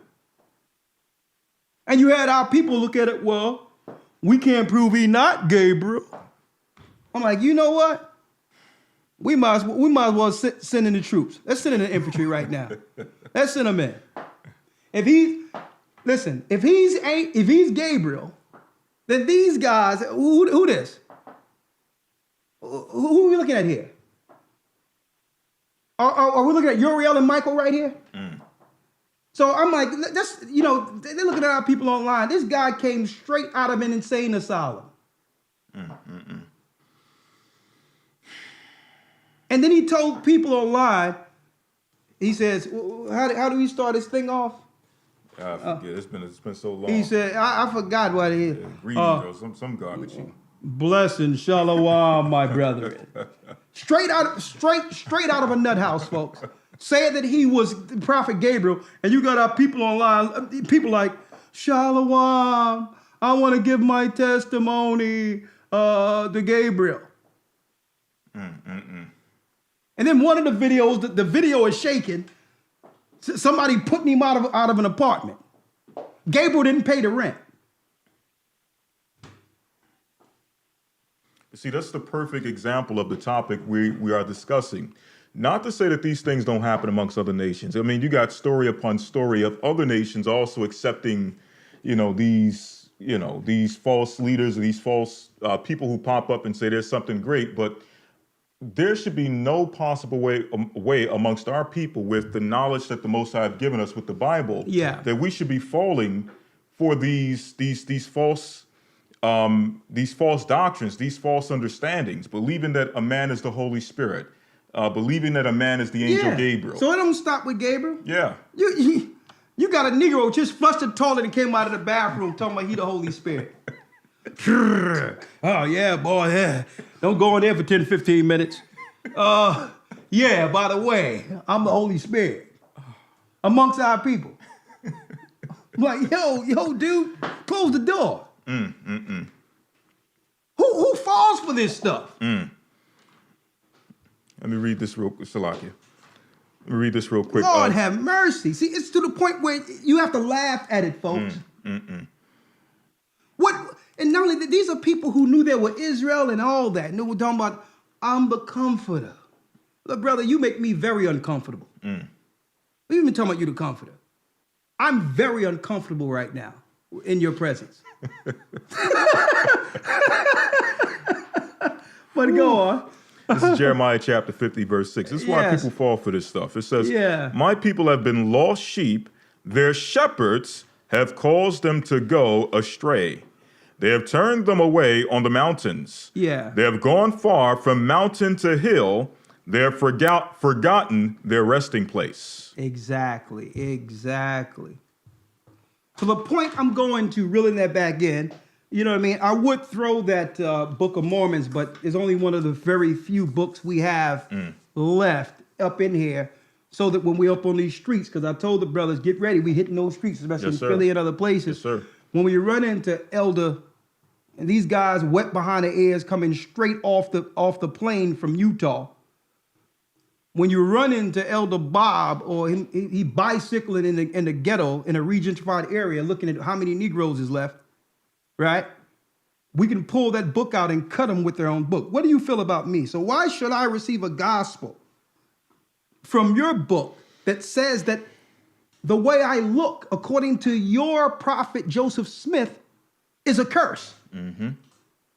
It's in your book. Well, you can be accepted by Jesus. What are you talking about, dude? What are you talking about? You Gentiles done went off the rails. We taught you. We taught you. The original disciples were black people. Wisdom of Solomon 14. Let's show you the lie that was prophesied years before the enemy began to put up a false image of Cesar Borgia. 2nd Esdras 14 and 8. Mm-hmm. And then, like Elder Gabar said, you can tell it was like a fish out of water. A black dude running around with two white dudes talking about he's a Mormon. Like, yo, dude, how did this happen? Well, Joseph Smith said we can be accepted now. Joseph who? I'm like, Lord have mercy. Wisdom of Solomon 14 and 8. Let's go. Wisdom of Solomon chapter 14, verse 8. Let's go. But that which is made with hands is cursed, as well as he that made it. Come on. He, because he made it, and it, because being corruptible, it was called God. Being corruptible, this image was called God. It was a corruptible image. It was prophesied in Wisdom of Solomon in the Old Testament. Read. Verse 9. For the ungodly and his ungodliness are both alike hateful unto God. This is a hateful religion that comes with a hateful man, speaking of modern day European Christianity, that comes with a hateful man by the name of Cesar Borgia. His family, the Borgias, is where you get the original narrative or script for The Godfather. The Godfather, the Corleone family, was a fictitious family they used using the biographies of Rodrigo Borgia, the Godfather, and his son Cesar, who end up killing all of his enemies for his father. That whole Corleone story, folks, was the Borgia family of Rome. That's the guy they put up in the New World to deceive the Indians and the Israelites who were black coming off the shores of Africa, coming from the shores of Africa. Come on. Verse 10. For that which is made shall be punished together with him that made it. So those that have made this, which is the Roman Empire, will be judged by our Savior. Read. Verse 11. Therefore, even upon the idols of the Gentiles, there shall be a visitation. Come on. Because in the creature of God, there become an abomination and stumbling blocks to the souls of men. Because this white image have become a stumbling block to the souls of men. You have our people being ignorant of the word and not understanding the Bible, who now believe that the Bible is a white man's book. And by thinking that, have turned away from the only answer that could unite our people spiritually. Mm-hmm. That was the plan. Okay, that was the plan. There's no place in the Bible that says that Christ's people or Christ himself were white people. Mm-hmm. But our people begin to believe that and equate the white image without reading the Bible or the book which condemns the white image. See, that white image was prophesied out of the Bible to do what? To deceive the world, to deceive us so that we wouldn't, so that as a pretext, a stumbling block, it would be a wedge between us and our God, believing it belongs to someone else. Read. If I can mention also, when it says there should be an visitation upon the idols of the Gentiles. Yeah. I would go as far as saying also, it don't just stop at the white images. Yeah. If you're worshiping a God with Asian features. Yeah. There should be a visitation upon those gods. If you're worshiping a god, a false god with black African features, there should be a visitation upon those gods. Exactly. So we don't stop with the white images of gods that are out there, or the white images of Christ. Any false image out there, there shall be a visitation or a judgment upon those who worship those images. And this is the original picture that you can find in books by Jean Plady and Sarah Bradford. The Triptych of Poisoners by Jean Plady, The Life and Time of Cesar Borgia by Sarah Bradford. Like the Gentiles, the Edomites, the Romans don't even deny that this was a false image that was placed amongst our communities to deceive us. All right, I think Gocc wants to be pulled in. Okay, all right. Hold on, let me get Gocc. Where is it? Let's see, hold on. Let's get Gocc. 1 second here. Okay, Gocc, I'm gonna pull you in. Let me see how I can do this.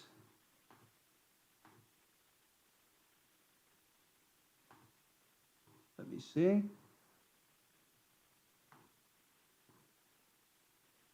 All right, I'm sorry, Gocc. I'm just now seeing your message, like you messaged a while back. A while back? Well, let me see here. Let me check. How do I get back to my phone? Oh, here it is. All right. I'll pull Gocc in. I'll pull him in anyway because, yeah. Okay, like he messaged just a minute ago. Oh, okay. I'll bring him in now. I'll put him next to the criminal. You know what I mean? He can. Shalom, shalom, shalom. How you doing, Gocc? Shalom. I'm Shalom. blessed. Hold on. Let me put you next to the criminal here. Hold on. Oh, hey, Gocc, I know this reminds you of back in the day, don't it? Yes, sir. Yes, it does. No holds barred. That's how it should be. You know what I mean? I'm like, yo, listen, we near the end anyway. It's time to just throw all types of uppercuts and hooks. I got the devil looking right at you on screen right now. All right, go ahead. He's looking at you. He don't like that black Jew thing you teaching. Hey, listen, man. You know what? I just came in, man. I just caught like the last 15, 20 minutes. Yeah. And you know, I did an episode a few weeks ago on this whole Mormon stuff. And the crazy thing is that, like you said, is like I can't believe our people falling for this stuff. Exactly. Why the hell do I want to follow a religion that's telling me that I am cursed the way your God cursed me because of the way I look? Why? Like, come on, man. That's simple as simple as a day's old. How? You with me? And you see these elder Bobs and elder Jimmy riding around. You even see them down here, riding around in the place in the hood. Like, yo, listen, why you coming here? And it's like we said, listen, Israelites hold up every garbage on the earth. We are the salt of the earth. Without us, no flavor. So for you to make this thing work, you need Israelites in it. You understand me? It's like yo, the thing about it, you can't ever sell some of this garbage to Europeans. Hey, Gocc, I don't know how much of the program you've heard, but I posed a question to Elder Lawyer earlier. Maybe I need to pose the same question to you if you missed it. Go ahead. Suppose two people from two Israelites who, two Israelites in full mitres and fringes got on bicycles and rolled up in the suburbs, an all-white neighborhood, teaching the gospel of Black Jesus. They'd be in jail. Oh, hold up. Joseph Smith said you can do that. Yeah. Joseph Smith said you can teach the gospel of white Jesus in black neighborhoods, and it'd be all good. They'd be in jail. I remember. Listen, there's a video online that you can probably see with us. We went into a so-called Asian community in the UK, and it got rowdy. We had to get a police escort out. You with me? We went into the Jewish community, and we were almost thrown in jail. So the only people that you can come around and do this garbage with is us, with absolutely no repercussions. You with me? And that's how you get these Satanists like Gocc, Maloney, and all them targeting our people, targeting. Yeah. You understand? Yeah. And see, but even the whole thing is they talking about abortion now. That's where they at. And they better stay over there talking that crap too, because they know that they being bodied. Because even the black Christians are realizing, even the the urban apologists and the black Christians are realizing that these guys are playing them. That they're not really for our people, our community, because they are against our people teaching any level of identity with the Bible at all, or giving our people some pride of black pride, or against us teaching pride with the Bible, a black pride with the Bible. And you know what? The pastors are losing because of those that are because Israelites and others are teaching that the black Bible, the book was always a black book, and the pastors are losing their ministries now. But anyway, real quick, Gocc, before you go in, I need you to understand the topic so that you can chime in. A nation without a spiritual foundation. What you missed is in the beginning when we were setting up the program is that the fact that our people have got it wrong. We wonder why there's no systemic generational wealth. Why there's nothing to leave our children. We wonder why the nations stay above us and not realize that the key point about all these other nations who've enslaved us is that they are united under one God. Right? The Chinese are able to sustain because the majority of the Chinese that come over are Buddhist. The majority of Arabs that come over believe in one religion. They're not divided where in the same house, there's a Jehovah's Witness, there's an atheist, there's a Seventh-day Adventist. Even white people in themselves, okay? They realize the majority of white people, even if they don't frequent church like that, are Catholic or Jewish. You understand?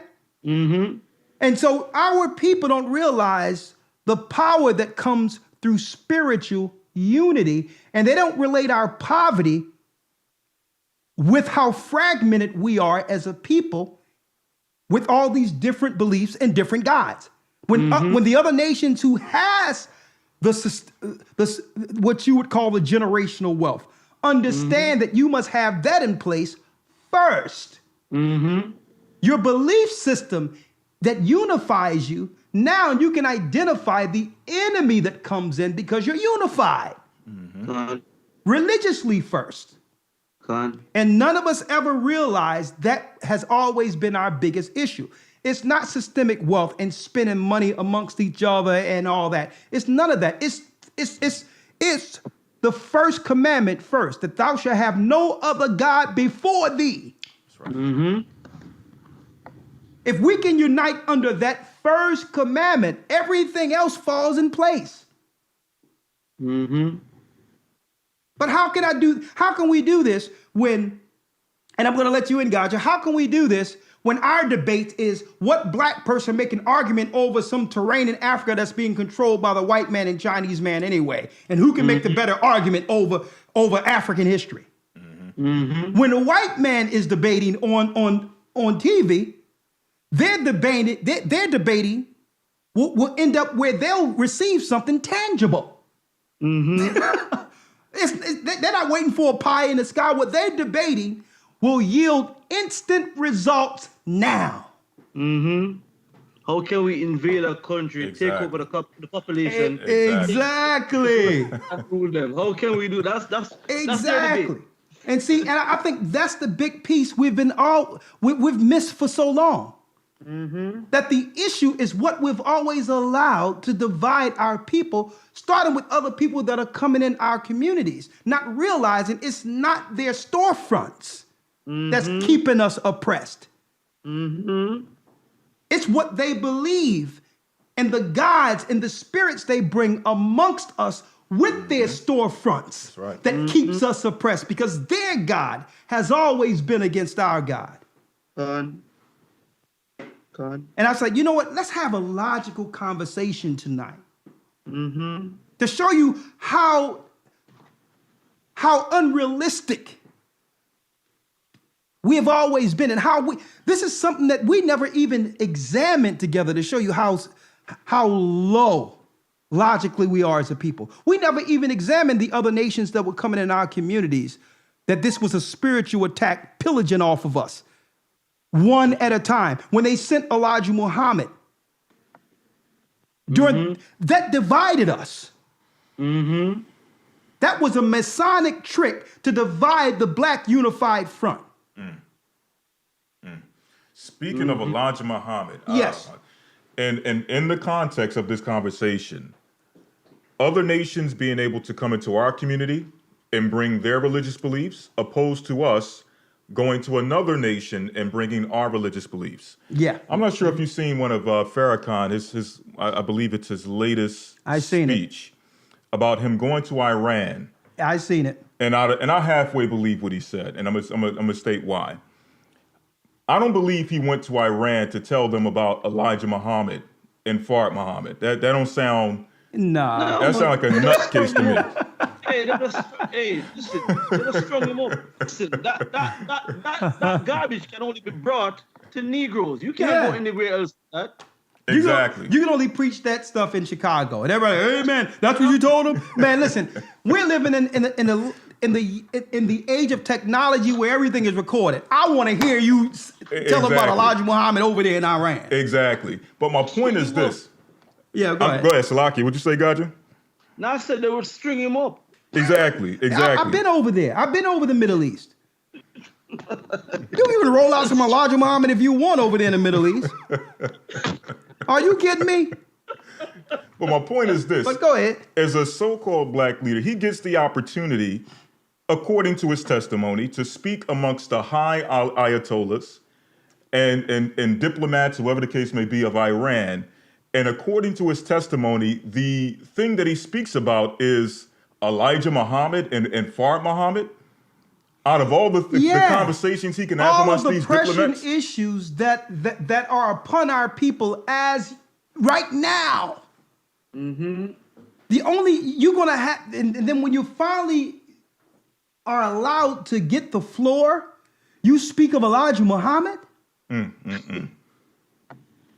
you kidding me? The pressing issues of our people, we're being regentrified.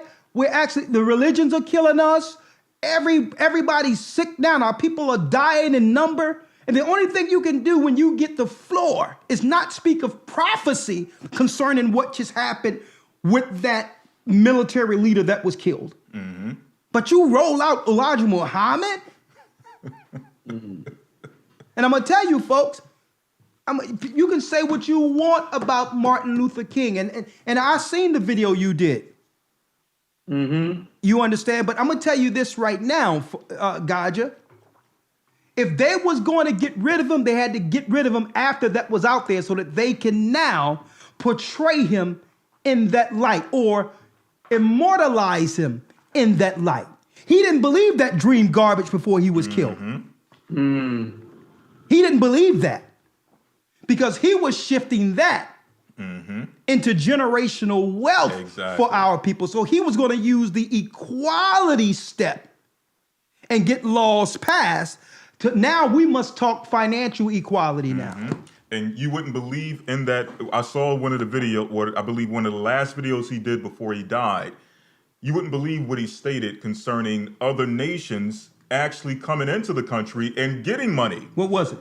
Well, that's basically, it's been a while since I saw it. He was talking about eventually what we were doing through this desegregation was opening it up where other people can now co-op us and take our communities over. What we have less now than we had before the civil rights bill was passed. It was total infiltration. And then his last words were, I'm afraid, amongst his circle, I'm afraid that I have ushered my people into a burning building. And they killed him. They like, you know what? We're going to memorialize him with that dream. Because as long as Negroes are dreaming, we'll stay in control. Because we're the woke ones. You Negroes dream. Y'all let us right in with civil rights. We let the abortions clinics in. We let the regentrification in. We let the nations come in with all the different religions. We let them to the point where now our people today don't know up from down, left from right. And see, and that's why I'm like, you know what? That's why we having this evening, Gocc, just a logical conversation, a nation without a spiritual foundation, because we've been looking in the wrong place. We must unite under the God who put us in this condition. And that should be our singular focus first. Okay. Let me tell you, every lawyer we see today that comes out of the Jewish community, every doctor, they grew up. They were born and grew up in a position first to understand the religious strength that comes with being unified as a people. And they take that out into the workplace. Exactly. They take that out into they use their entrepreneurial mind and all that because they first had that foundation spiritually. And if anyone tried to attack them, automatically they know, regardless of how they feel amongst each other, they know how to circle the wagons based on them coming up with that belief in one God, one religion. Whether or not it's false or true isn't the point. The fact that they are united to protect it is what we should be looking at. Yeah, I was going to mention just on that point, even if they decide later to become non-religious, because in that world, you got a lot of non-religious Jewish people as well. You got atheists. But they still hold to those values, those religious values that they were taught as they were younger. Listen, you have Jewish atheists who still take full advantage of their fraternal position in the synagogue, their family's position in the synagogue. So we've been looking the wrong place. We've been looking at, where's our banks? Where's our this? Where's our that? No, the question should be, where's our God? I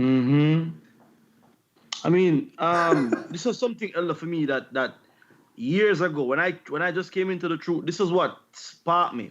You were the one that brought it out to me, saying, listen, everybody else has a God, has a religion. What do we believe in? You line up 5 Israelites together and ask them who is their God or what nationality you are. You're liable to get 5, 6 different answers. Yeah. And going back to Peace FM, it was the prime example. You had a bunch of Negroes in there with about 7 religions fighting each other, not realizing why the thing wasn't working. We can't serve the other gods without serving the people who made the gods. How the hell can we serve Allah and be over the people who made Allah the idol? How? Are you crazy? How can you now be above the people that made an idol? And if you're Muslim and you're listening, Allah is an idol. Hey, Gaja, on that point real quick, there's a few things I want to bring out too, because Cedric is looking at you. He's getting very angry right now. He's turning. He's about red, right? He beat right now. He's beat red. He's looking at you, and he's not feeling good right now because we're about to expose him. But before we go there, Elder Gaja, on your point, right? Yes. On your point, like I was mentioning, is that it's deep that we never looked at that one thing. There's a miniseries out on cable. It's called, I think, what Harlem Godfather with Forrest Whitaker? Yeah, I believe that's what it's called. My goodness. Did you see that yet? No, sir. No, sir. Oh, my God. It goes into Elijah Muhammad, how they began to undermine Malcolm. But this is one thing that stood out with me. How the Italians had a code amongst each other. And that code allowed them to overrun Harlem over Bumpy Johnson. Even though Bumpy Johnson had control, they were united as Catholics. And they were just using Bumpy Johnson as a proxy to sell dope and to kill our people. Another thing that was being dropped is that the Arabs and the other people that could set up in our neighborhoods and all that, no matter the Italian shops, they was actually sneaking in our sisters in the back, using our sisters as bed, quote unquote, wenches and all that. They do this in our community with the mosque, the Arab mosque, their restaurants, and all that.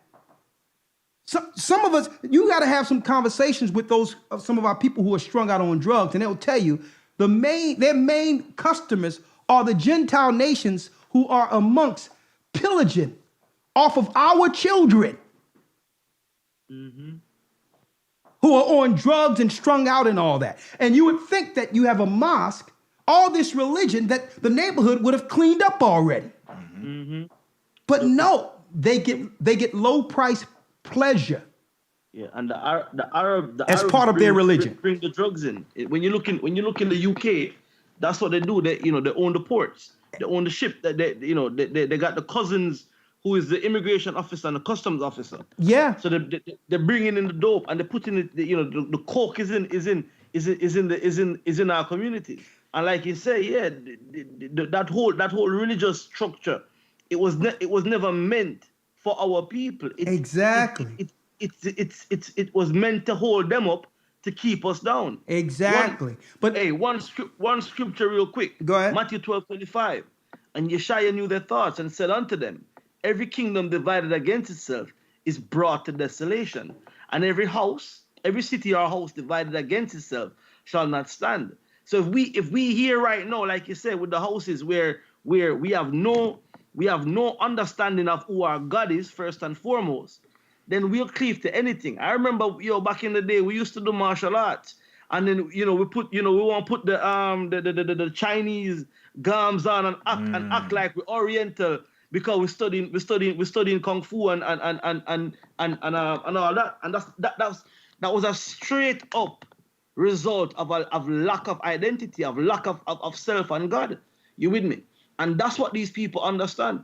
And they understand that if, speaking of the UK, when you talk about the mosque, the Jamaican guy over there was married to an Asian woman from the Middle East. And she slept with one of the other Asian guys, and nothing came of it. And then he was like to me, that listen, if that was me sleeping with another man's wife, it'd be Sharia law. And I'm like, well, brother, if you see that and understand that, why are you still here with this garbage? You with me? How can you come into this situation yourself and think that you're going to be above the people who created an idol?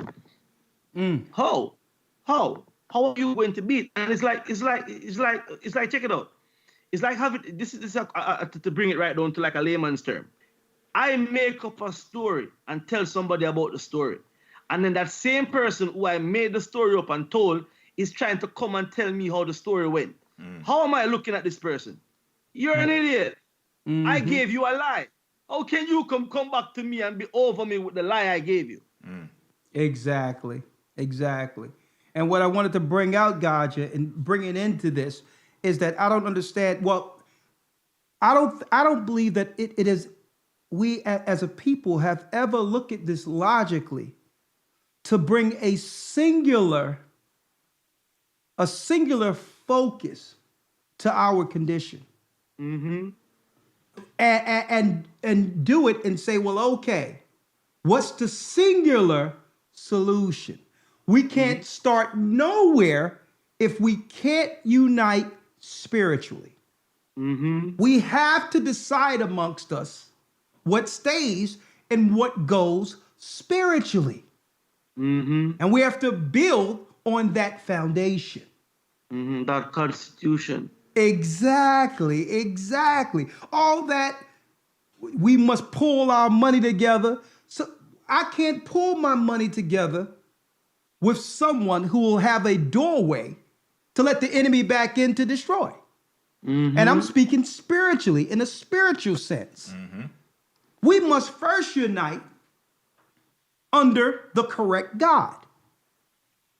And if your God is correct, bring it to the table and show us how we will benefit like the other nations have benefited under their religions. Show me. And don't talk about, the African religion and all that. Hey, let me tell you, the Africans, the Gentiles are taking their turns right now with all the African chiefs. They're raping all the rich resources out of the earth right up under the Africans.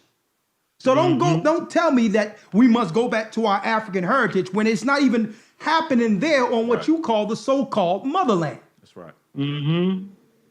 Okay, so you can't say be a Buddhist because they already got that on lock, right? So you're going to try to be what they have already perfected through thousands of years, which will automatically have you as a spiritual servant. That's right. Under them. They already got everything that's on lock.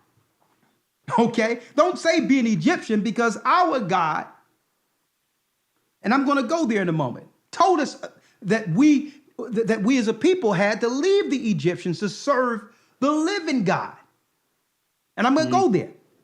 Now, some people would ask, well, we were Israelites before, and look at our condition. We had the Bible, and look at our condition. And you know what?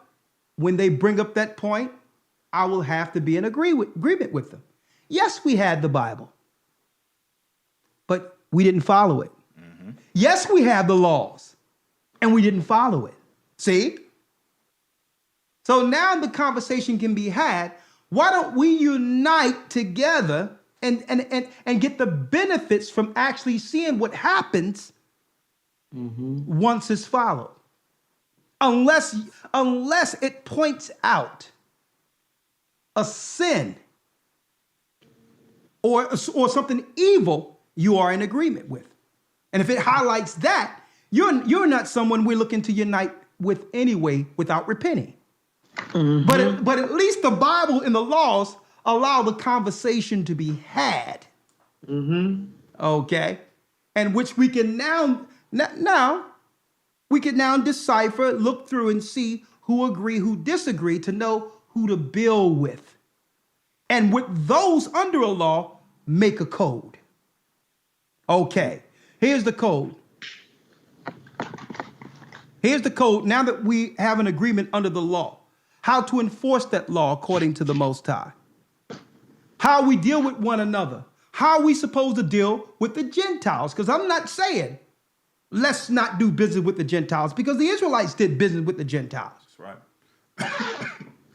But keep in mind, the business we did with the Gentiles were on Israelite terms. They were on our terms. They were on our God terms. God. See that? Now, let me finish reading this real quick where it says this was an occasion, the counterfeit picture, Elder Gocc, and I'm going to bring you right in. Just hold tight for me, okay? Will do. All right. Okay, go ahead, Elder Lawyer. Verse 12. For the devising of idols was the beginning of spiritual fornication. The devising of idols was the beginning of spiritual fornication. And the invention of them, the corruption of life. The Romans invented this image to deceive us. Read.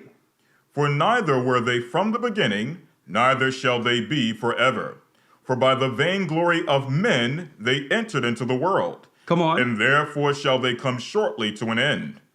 For a father afflicted with untimely mourning, Rodrigo Bogia, when he hath made an image of his son, of his child, soon taken away, now honored him as a god, which was then a dead man, and delivered to those that were under him ceremonies and sacrifices. So with the false image of the guy you see before you, and the Gentiles don't deny who this guy is, he's Cesar Borgia. He was an actual man. He had nothing to do with Christ. He wasn't the Son of God. He had nothing to do with the bloodline of God's people.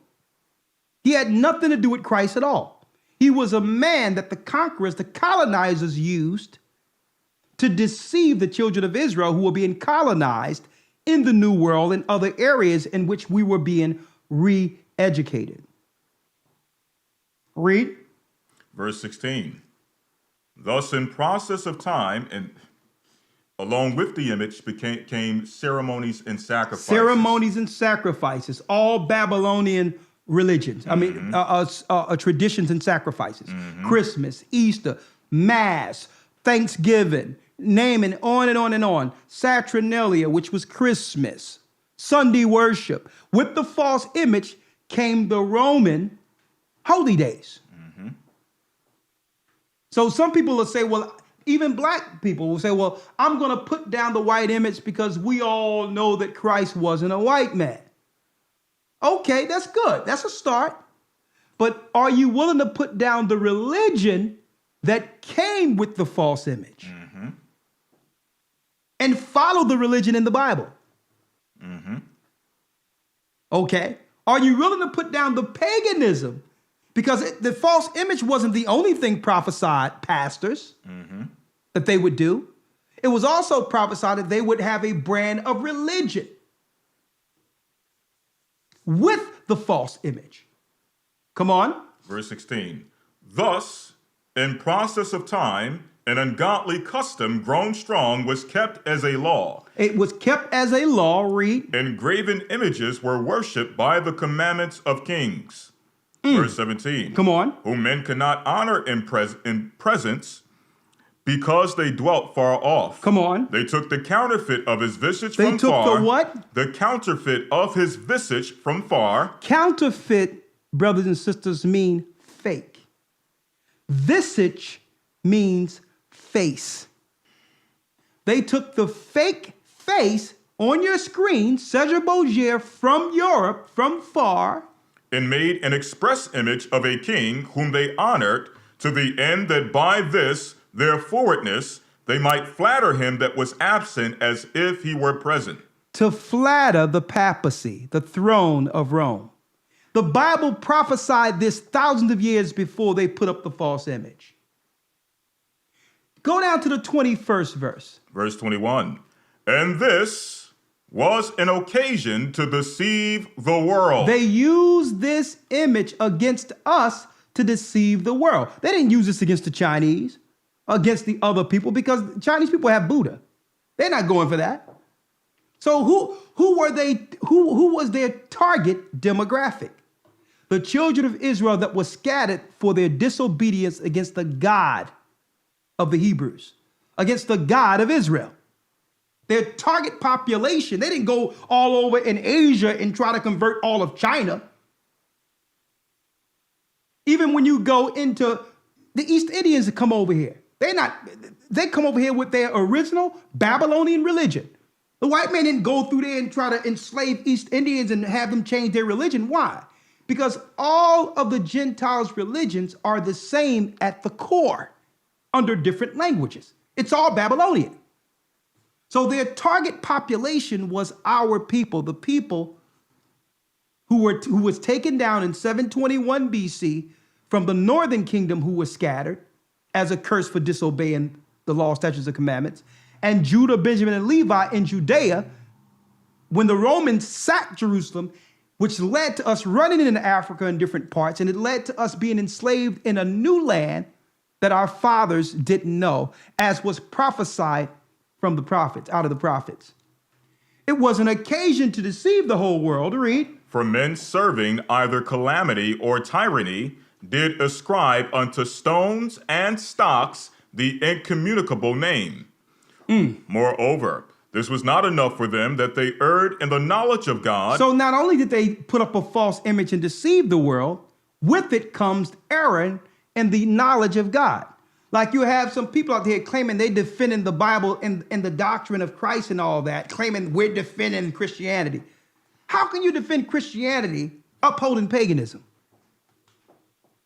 You sound ridiculous. What are you defending? A lie. Because Christ wasn't a pagan. The disciples weren't pagans. The Hebrews weren't pagans. So how can you use the Bible to teach paganism? What are you defending?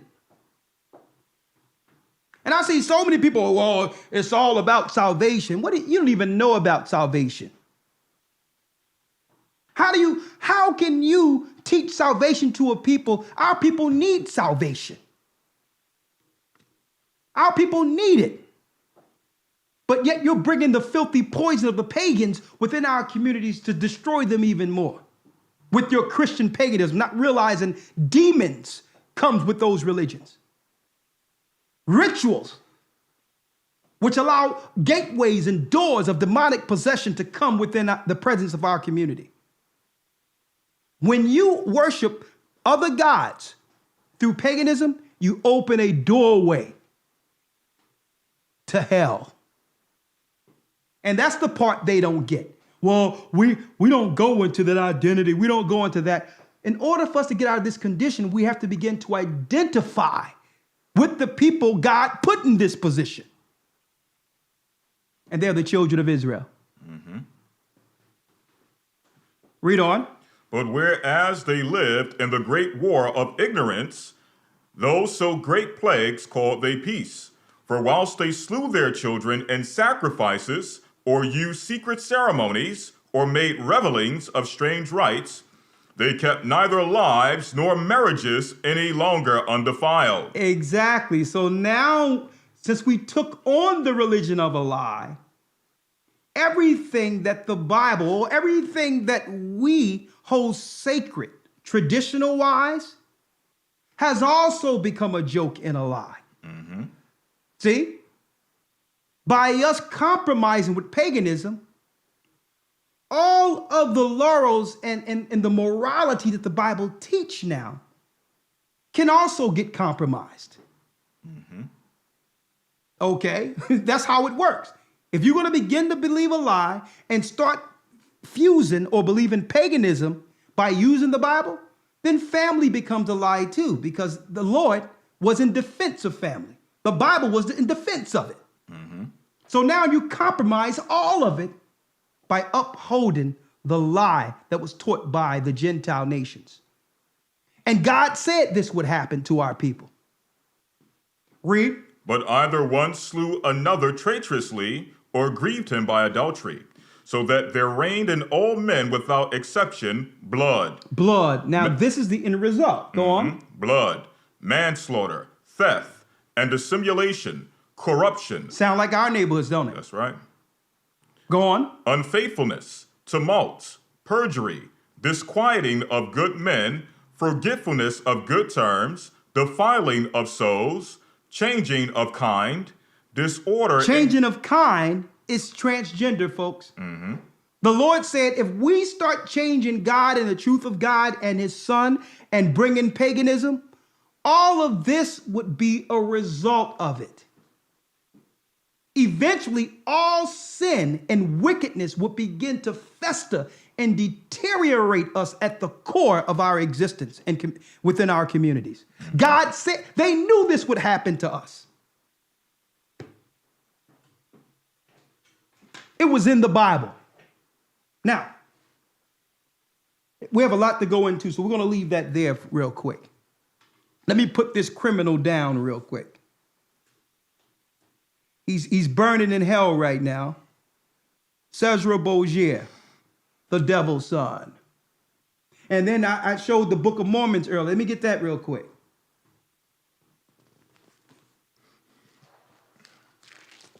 As soon as you open up the book, the devil. Then on the front of the book, another testament of Jesus Christ. And all through the book, it's telling us to be black. The color God made us, the children of Israel, is a curse. So when you look at your little black baby, your little black baby is a degenerate, a defect, according to Joseph Smith. But and then I expect the Gentiles to be foolish because the Lord says he will put a foolish nation over us. They don't make any sense anyway. What I don't understand is our people falling for it and not relating our degraded state with our agreement with their foolishness. We're not relating, we're not putting two and two together here. You never relate one to the other. My people are destroyed for a lack of knowledge. When the enemies bring in another religion in your community, they're bringing in another God that's against yours. A nation divided against itself cannot stand. And we got our people, simple as a day old, living on the same block. One Egyptian got an Egyptian tail hanging out of his head. You got another guy talking about he's Nuwabic or more. You got another one saying he's an Hebrew Israelite. You got another one saying he's Christian. You have another one saying I'm atheist. You have another one saying, well, I'm about the money. You got another one saying, well, I'm Jehovah's Witness, I'm Mormon, I'm this, that, and the other. But you don't see this activity. Another one, Nation of Islam. But you don't see that that's the core issue to our problems. When it's not like this, in any other community within the world, folks. I've been to the Middle East. I've been to Europe. I've been to the Greek islands. I've been all over the earth. And it's not like that anywhere. If you're in the Greek islands, everyone is following the same Greek Orthodox religion. Everybody. And it's uniting them as one. It's not whether or not it's right or wrong. There's no division amongst them. Mm-hmm. You don't see that's the core issue? Mm-hmm. So someone asked, well, what is right? Let's go to that scripture that I brought out when the Most High was about to deliver us from Egypt, the first one. And then I told Elder Lawyer before I began this, I don't want people that follow Egyptology and other religions to think that when I pull this out, this is me attacking your religion. I mean, attacking you personally. Put it that way. I'm not attacking you personally. Because why?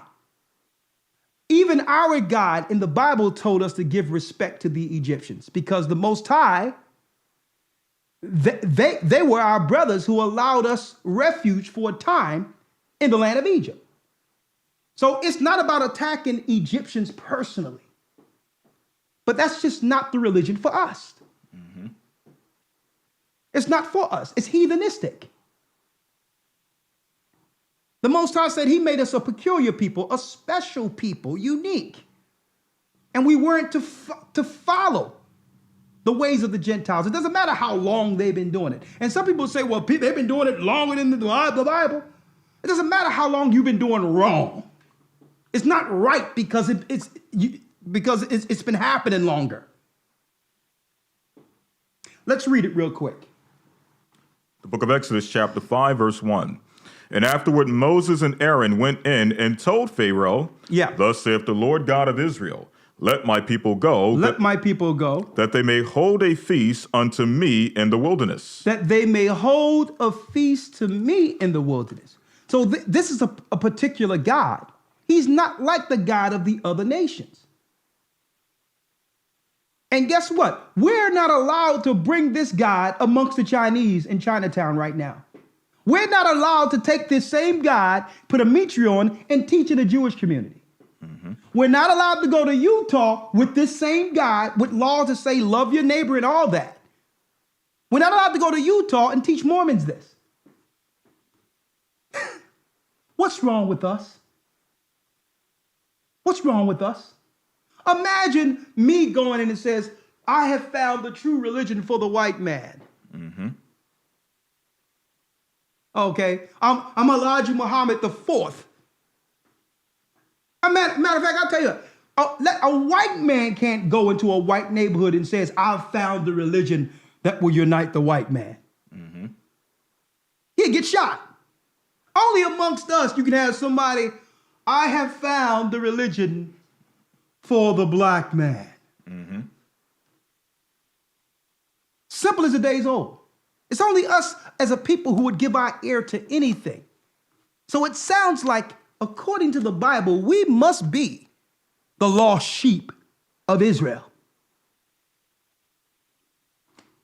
We must be the lost sheep because we fall for any religion looking for a spiritual home. Jewish people don't have that problem. Chinese people don't have that problem. Okay? And I'm just using them as an example. Let's read it. Verse 2. And Pharaoh said, Who is the Lord that I should obey his voice to let Israel go? Who is the Lord that I should obey his voice to let them go? This is the Egyptians. Read. I know not the Lord, neither will I let Israel go. So even though the Egyptians were worshiping many gods, Anubis, Osiris, they was down the line, many gods. It was like, I never heard of your God. He's not worshipped in Egypt. So for those that are worshiping Yoruba, Egyptology, all the different African, different types of religions and all that, the Egyptian, the Pharaoh knew of those gods. But it wasn't right for us. That's what you have to understand. Our God was like, they didn't even know our God. It didn't work for us. He says, I don't know who the God of Abraham. Who's that? He's not up on the walls here. He's not one of the statues in the temple. I will not let you go. Read. Verse 3, and they said, the God of the Hebrews have met with us. Let us go, we pray thee, 3 days' journey into the wilderness and sacrifice unto the Lord our God. We will sacrifice unto our God. So we had an entirely different tradition than the Gentile nations, than the Egyptians. See? And the other nations know this. I was over in the Middle East where the Arab says, we know you're Beni Yaakov. And I'm like, Beni Yaakov? And then the guy translated, the Egyptian, yeah, you're the sons of Jacob. You're the sons of Judah. He says, all of the Middle East know that you are the sons of Judah. I'm like, well, y'all done set up shops all in my neighborhood. You care to tell our people who are suffering in our neighborhoods what you've just told me? They can't do that. It's like there's some type of code. If they come over here, they must stay quiet concerning this. They can only agree to oppress us and to make money off of us and to use us, or they will not be allowed visas. They come in this community and tell me in the community what they told me in the Middle East of who we are. United States would revoke their visas, folks. They'd be sent back to the desert. Come on. The God of the Hebrews have met with us. Let us go, we pray thee, 3 days' journey into the wilderness and sacrifice unto our God, lest he fall upon us with pestilence or with the sword. That's crystal clear. That's crystal clear. Now, so Moses understood that there were repercussions for the Hebrews not worshiping the God of the Hebrews. Exactly. There's a repercussion. Now, it's about, I hear this word out there all the time, lawyer. We need to be on code. But then whose code? Whose code? Moors? Fruit of Islam? So they would like to use a broad term, black, without getting to the core issue here. No, we can unite because we're black. No, we can't. Not if you're a thief, robber, drug dealer, sorcerer, witch, warlock, an adulterer, a fornicator, a child molester. Or how can it? That's what's going to unite us, being black? Where's the law as the code? That's where we have to start first, by first uniting and identifying what God we serve. What God can we serve together? Before we talk about business, politics, anything, I have to know that you and I, we are together praying to the same God. And on top of that, as a result of that God, what are the do's and don'ts concerning us and how we deal with the other people on the outside of us? What did our God say when it comes to doing business with Gentiles? Okay. What did our God say if there's a crime? How do we handle that amongst us? Or do we allow the Gentiles to just benefit from criminality, the same criminality they have always funded within our communities? How do we get indemnified if someone is hurt or harmed instead of the prison complex benefiting from our downfall? See, you can't come to none of these answers without first uniting with the God who gave us the answers for how to run a nation. And I went back to Egypt because that's out of Egypt is when we became a nation and were given laws to govern ourselves. So if you want to talk about wealth, how to keep our families together, how to salvage what's left, We must go back to when God first made us a nation and fall under his code and pray to him together. Now we're on the Sabbath, and after the sun go down, we can make deals on the Sabbath, just like the Jewish people do on the Sabbath. Soon as the sun go down, they're talking about how they're going to take more of the cut out of our community from our people's behind. Soon as the sun go down, how are we going to cut this part of the community they're living in? How are we going to destroy them on here? How are we going to degrade them more so that we can undercut? Because if we teach them to disobey their God, eventually we can take their substance. So soon as the sun go down, but they may not like each other, but they can agree to take you down. Mm-hmm. And they know where to find each other. Mm-hmm. The same way when you go and you talk about what's going on, you go to a doctor's office and say, well, what's going on with me? I'm going through this. My family's going through this. And he says, and he'll look at you, a Jewish guy. And you know, I don't blame him. He's supposed to deal like that. He'll look at you and say, yeah, I know a good lawyer. And he'll call the guy that he played golf with, who he just seen in the synagogue, and they'll take a cut. They all know each other.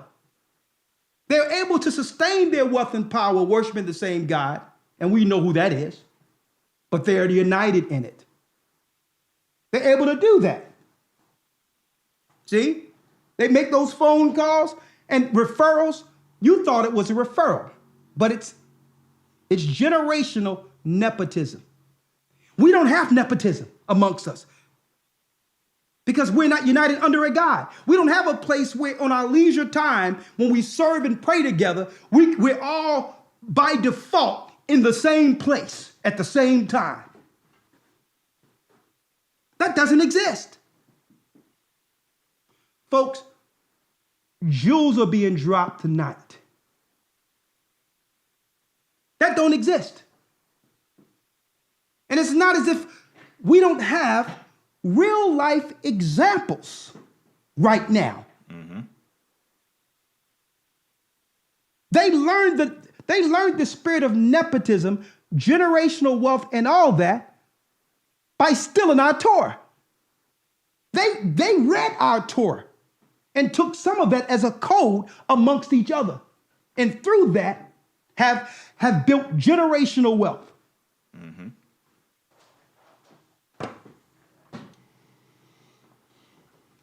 And check this out. Go on. Whether we agree or not with those who decided, I guess, what was the 70s, to move to Israel, so on and so forth. Yeah. The closest thing that we have of a black community that, came together and decided to honor, to some degree, the laws of the Bible, the Torah, or what have you, is a community who decided to keep the Bible as their foundation. Which was Ben Ami. Exactly. You don't have that amongst any other so-called black religious organization. It can only happen with the laws of the Bible. They were able to, even though they went off upholding this guy as a Messiah, mm-hmm. they went the route, and dealt with the persecution. But still, by them holding to the law and claiming to be the people, mm-hmm. made a public proclamation of what you can receive if you unite under one idea politically mm-hmm. and spiritually. That was the example right there. Mm-hmm. Because why? The Gentiles have a code too. They can only touch, initially, they could only touch the disobedient amongst our people. If you become disobedient, that's the God you serve. Well, guess what? They're higher on the totem pole with that God than we are. Mm-hmm. So by us yielding our souls to sin, automatically they become our masters. That's how it works. So there's a code. Even Satan couldn't touch Job without first asking the Most High to take that hedge off of him. What was that hedge? That code, that law that kept Satan from touching him. See?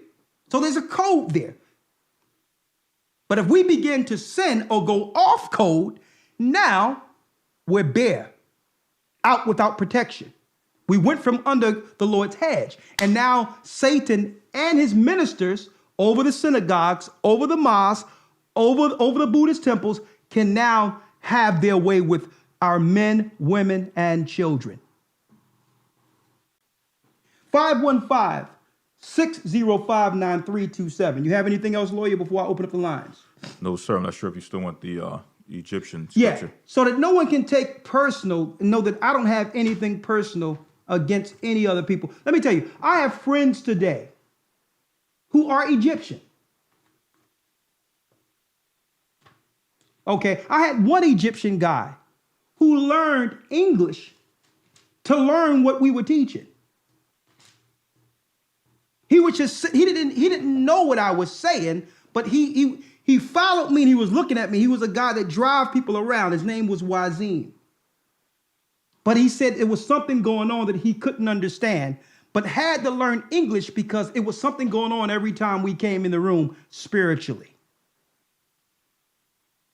And when he asked, why were we traveling? And I told him, well, soon we'll be back. You know what he said after learning English? We knew Judah was coming back. You're our brother. Also, he said, when the world changes and God restore you again, remember me. In Egyptian. See, because what you don't understand, the Egyptians who are Arabs, who deal with Islam, they don't just believe in Allah. They still worship many gods. And they know of the God of the Hebrews over there. Huh? I wouldn't be surprised when it's all said and done, we'll be in the wilderness, baptizing these brothers and sisters. Because guess what? There was a lot of the Ephraimites and Judites who fled into Egypt and still there that need to be saved. Folks, this thing is way bigger than you would know. And I wanted to say, let's have a logical conversation, a nation without a spiritual foundation, so that we can put all those futile, ridiculous arguments to the side and say, we ain't going nowhere if we don't agree with what God we serve together first. We're not going anywhere. Let's not talk about anything, finance, sustaining. Let's not even talk about what the other nations are doing because at least they understand the value of nepotism. They're not going to build you before they build their people first. You're going to get the crumbs from their table. Mm-hmm. You have to understand the value of that. I'm not saying you can't get anything. Okay? But we must be able to first, Elder Lawyer, set a table for you to get crumbs off of it. Exactly. That's right. That's right. And the value of nepotism is understanding first. Nepotism is having the power to give to your people and prefer them. Like even the gospel, it says we prefer the brothers over others. That's nepotism. Every other nation understands that but us. But it's not nepotism because I'm black and you're black. It doesn't work that way. It's what God you serve. Let's read this about the Egyptians, what the Most High said concerning the Egyptians. Deuteronomy chapter 23, verse number 7. Thou shalt not abhor an Edomite. Thou shalt not abhor an Edomite, which is a white man. For he is thy brother. For he is thy brother. So we don't hate white people, folks. Yes, the Bible identified what the white man would do. Yes, Esau. But he identified what would happen if Israel broke his law. By default, only one or two can rule, Esau or Jacob, because we both came out of the same womb and we both have the bloodline of royalty through Isaac. So the Most High through Isaac didn't just give Jacob a blessing, he gave Esau a blessing too, that once we sin and the yoke is broken off of Esau, he would rule in the end of the world. So I don't hate white people because I understand that he's doing what he can to sustain his kingdom. Okay? I don't agree with his tactics and his actions, but I don't hate them because God said he would do that. I'm more so about teaching about Christ and preparing that hedge so that we're protected. Our people can be protected by Satan's devices, by Satan's ministers who created a new brand of Christianity and saying, well, listen, our people must leave the pagan Christianity and come under the Christianity of Christ, according to the Bible, so that you're protected from the ministers who are over Christianity, connected directly with the serpent. Read it. Thou shalt not abhor an Egyptian because thou wast a stranger in his land. And the Most High gave us a law and says we're not to hate the Egyptians. So when you hear brothers who know they're Israel talking down in a derogatory manner on white people and black Africans and saying, I hate Egyptians and all this other stuff, you don't realize you're going against the same law you claim to uphold. The Most High didn't give us this knowledge for that, because you're going to put a stumbling block in front of those brothers who don't know that Egyptology isn't right. You have to let them know, I'm in agreement with you as a brother, and I'm not going to come down on you personally, but understand the God you are attached with is going to separate me from being able to really help you. Okay, like that. Because your God is going to have you going one way, and my God is going to have me go another, and we'll be standing in place while the Gentiles are just raping, robbing, and pillaging us. I don't hate you, but we tried it the Egyptian way. And our God took us out of Egypt and gave us a code. See? I don't hate Egyptians. The Most High said we're not supposed to hate them. It's just like not eating pork chops. It's a law. And you have so many Israelites who are out there teaching don't realize we're breaking laws by spewing hate. When it's in the same law that you can't hate them. Take up the practices they've learned from us and apply it to our communities now. They learned this from us. You see how they're able to regenerate and take stuff? They learned that was all in our laws on how you're supposed to deal with the nations. By preferring your people first, who follow the law. Now I can go in business with you. Why? Because we're under the same code. You know that what our God does to those who steal from their own brother or who commit adultery. You know what our God does. So now we have a code to hold each other accountable to. Now we can do business. See, and this is why the Jews and all that can do business together.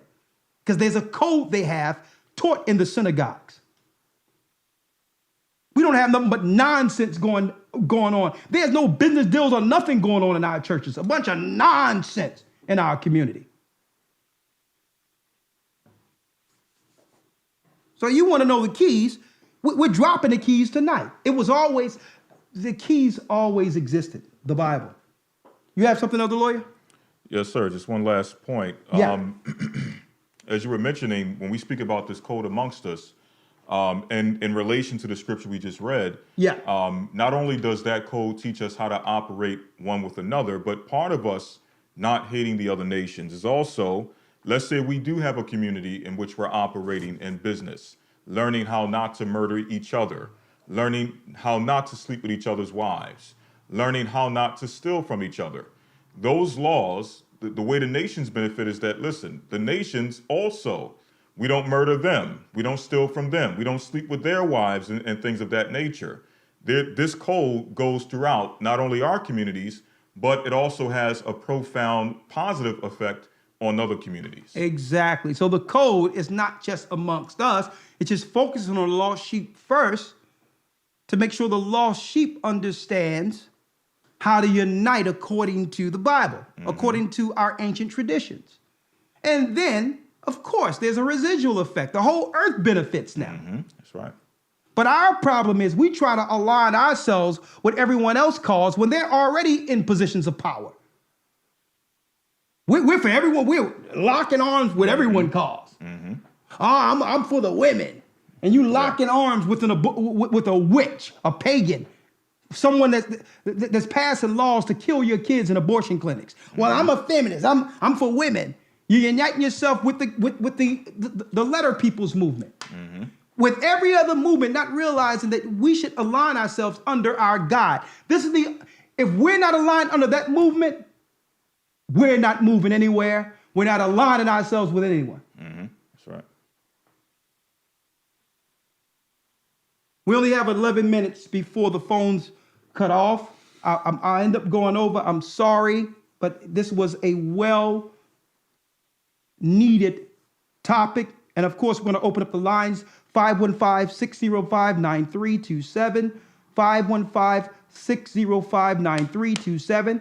And it's a nation without a spiritual foundation. We're going nowhere unless we unite under one God. And yes, the God of the Hebrews.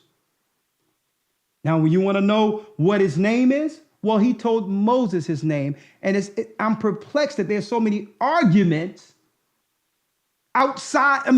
arguments when it's in Hebrew, clearly the name he gave Moses.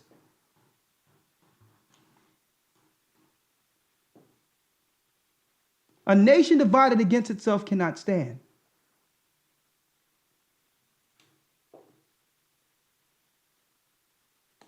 (515-605-9327). We have 8 minutes before the line cuts out. And then I'm just going to take these calls and then we'll digress. I had a long day today. And I'll digress and we'll have the conversations that's needed tonight. And then we'll pick it up next week with Men Going God's Way. We're going to see if we can find some MGTOW guests to come on so we can understand what's going on within our communities with that particular movement.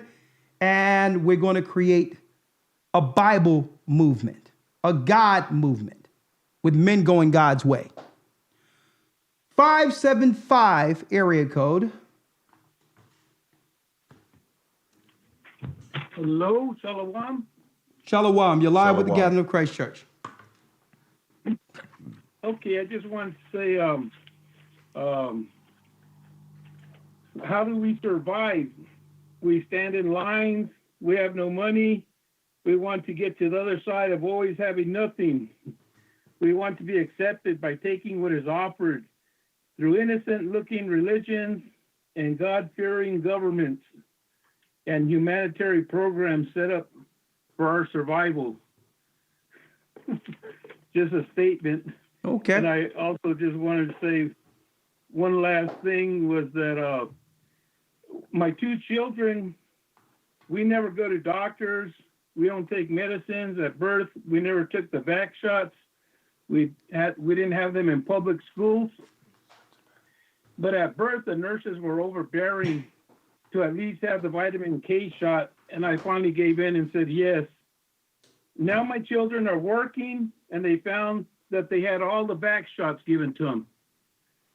So I'm like totally upset that because I probably said yes to that vitamin K shot, they said okay and gave them all the shots.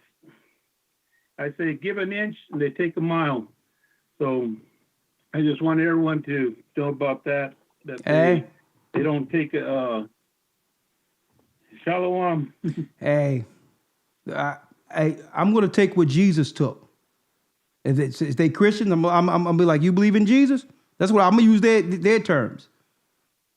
What shot was Jesus giving out? Or what shot was he giving the disciples? What shot he took?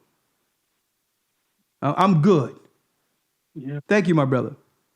We need more of them home birth ladies. I forget what they're called. Midwives. Yeah, but they're out there. They're out there. Yeah. All right. Okay. Let's go down the line. And I wanted to say before I go down the line, yes, we have a new Hebrew and Bible Academy. And I have some giveaways this coming Sunday. I'll be giving away some Josephus. And we're going to be giving away some CDs. And we're going to be making soon some of the teachings that have brought many people into the knowledge of the Most High available through CD and DVD. We're going to start pressing those where you can order them online and be able to get them. But this week, we're going to be giving out a few Josephuses for those, the long tenured people. We're going to have a drawing inside the academy where Those that have been in the academy, we're going to pull your name out and send you signed Josephus CDs, everything. And we're going to do that this coming Sunday. We have a very great lesson, man. We going into the books now. The historical books. Hey, man, if y'all missed this academy, man, I'm going to tell you, we've gone into history like never before. Anyone in this academy will tell you this has been the best one by far as information goes. What's our lesson this Sunday, Lawyer? Well, I'm thinking about it. We may have to discuss it, but we may have to discuss it. But I was thinking that maybe we could do this later in the academy and do something else this coming week. I was thinking about, usually we do a breakdown of modern Christianity. Yeah. I thought that instead of doing a breakdown on modern Christianity, instead focusing on a lesson which highlights the teachings or the doctrine of the original Christians, so that by default, anything outside of that becomes highlighted as the negative or the antichrist doctrine. Okay, so instead of going from the angle of this is what the Christians teach and this is where they're wrong. Exactly. We can go into the doctrine of the disciples and show the true doctrine, which will highlight what's wrong within Christianity altogether. Exactly. By itself. Exactly. If it's not this, like Johnny Cochran said, if it don't fit, you must acquit. Let's do it. Absolutely. We're going to do that. We're going to bring the true doctrine of Christianity before the devil came in this coming Sunday. If you would like to be a part of that, send an email to gatheringas1@aol.com, or you can go to historytimes.org or gatheringofchrist.org, and you can deal with the enrollment. Just hit the tab for Academy. All right, let's go down the list. We have a lot of people here, and I said I wasn't going to be too long tonight, but you know how the spirit goes. But we needed this discussion. This discussion is needed. 501 area code, and after that 515. Be respectful of those who are behind you. We have a lot of people to get through. 501 area code. 501 area code, 515. Be respectful of those who are behind you. 501 area code. 501 area code, 515. We're going to come back to that 515. Then after that, I did 515, right? We go into 336 area code, and subsequent to that, 340, 336. Shalom. Shalom. How are y'all doing? Blessed by the Most High. How are you? I'm doing well. Can you hear me good? I can hear you loud and clear. We can hear you. All right. So on this topic of a nation without a spiritual, what was it? A nation without a spiritual foundation. A nation without a spiritual foundation, yes. So one of the things that was brought out, which the whole thing was beautiful, by the way. All praises to the Most High. All praise be to the Most High. One of the things that was really brought out that was excellent was how our people are able to fall for almost anything that is offered to them as a people. And as a quick point, I wanted to say that the reason why this is the case with Israel is that they are, as the Bible says, they are a sheep without a shepherd.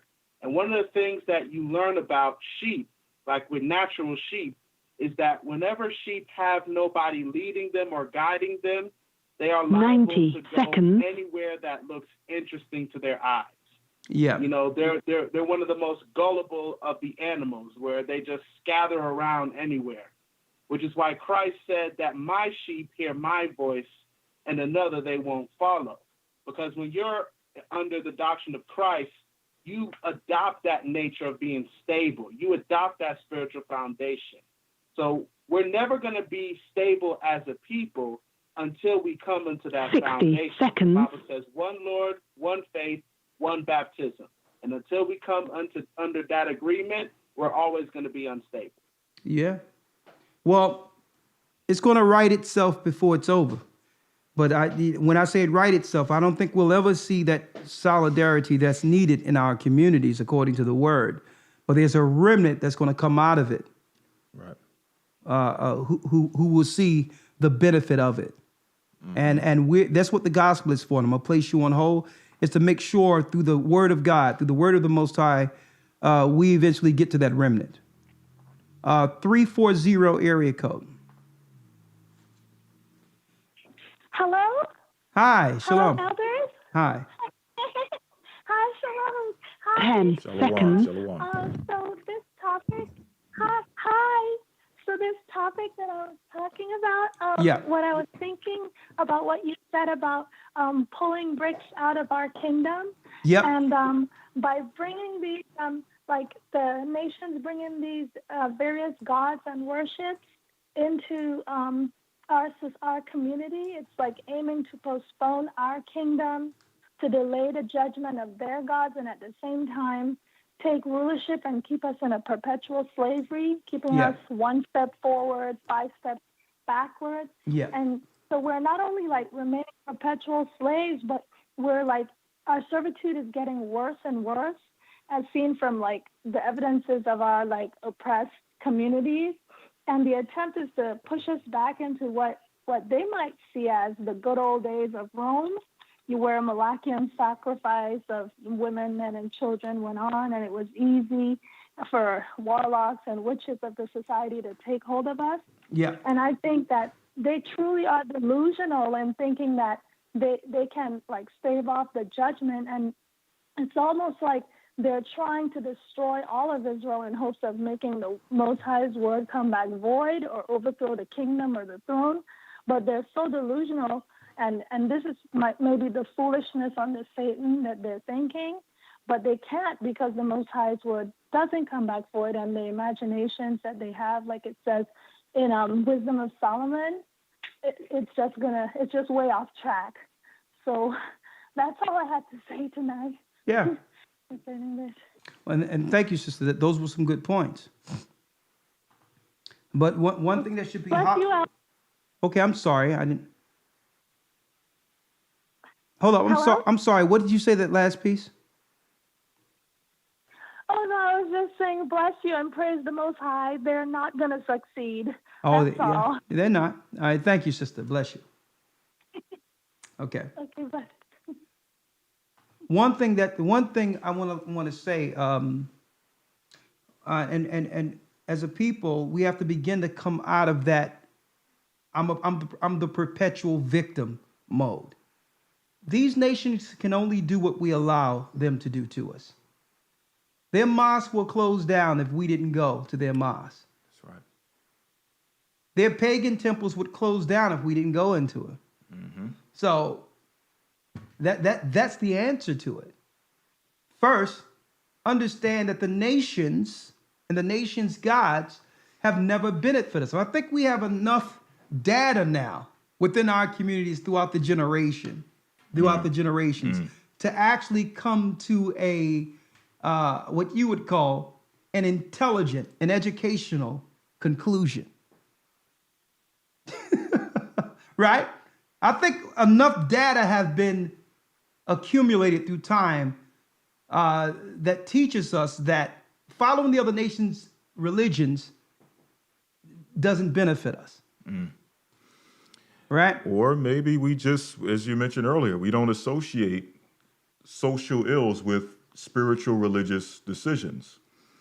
That connection, I don't think our people as a whole have made that connection. Yeah, but I'm glad we're having this conversation tonight, because maybe this will stimulate parts of their understanding going forward. Right. They have never even, like you said, even related our downfall and our continual perpetual destitute state with the religions they've been serving by the other nations. Right. And the only time they somewhat do that, it's when you have people who come and say, well, Christianity is the reason we're in this condition, so I'm going to turn away from the Bible. That's the only time you really hear someone associating religion with social when it's turning away. Exactly. But hopefully this will provoke a better a better answer going forward. Absolutely. Okay. Maybe it'll provoke a change in how we reject the Gentile nations. Like if what the Gentiles taught us isn't true, I might as well become an atheist. I might as well believe nothing now if what the Gentiles taught us isn't true. Right. Maybe this conversation can break that also. Absolutely. 346 area code. Shalom. Hey, Shalom, Elder.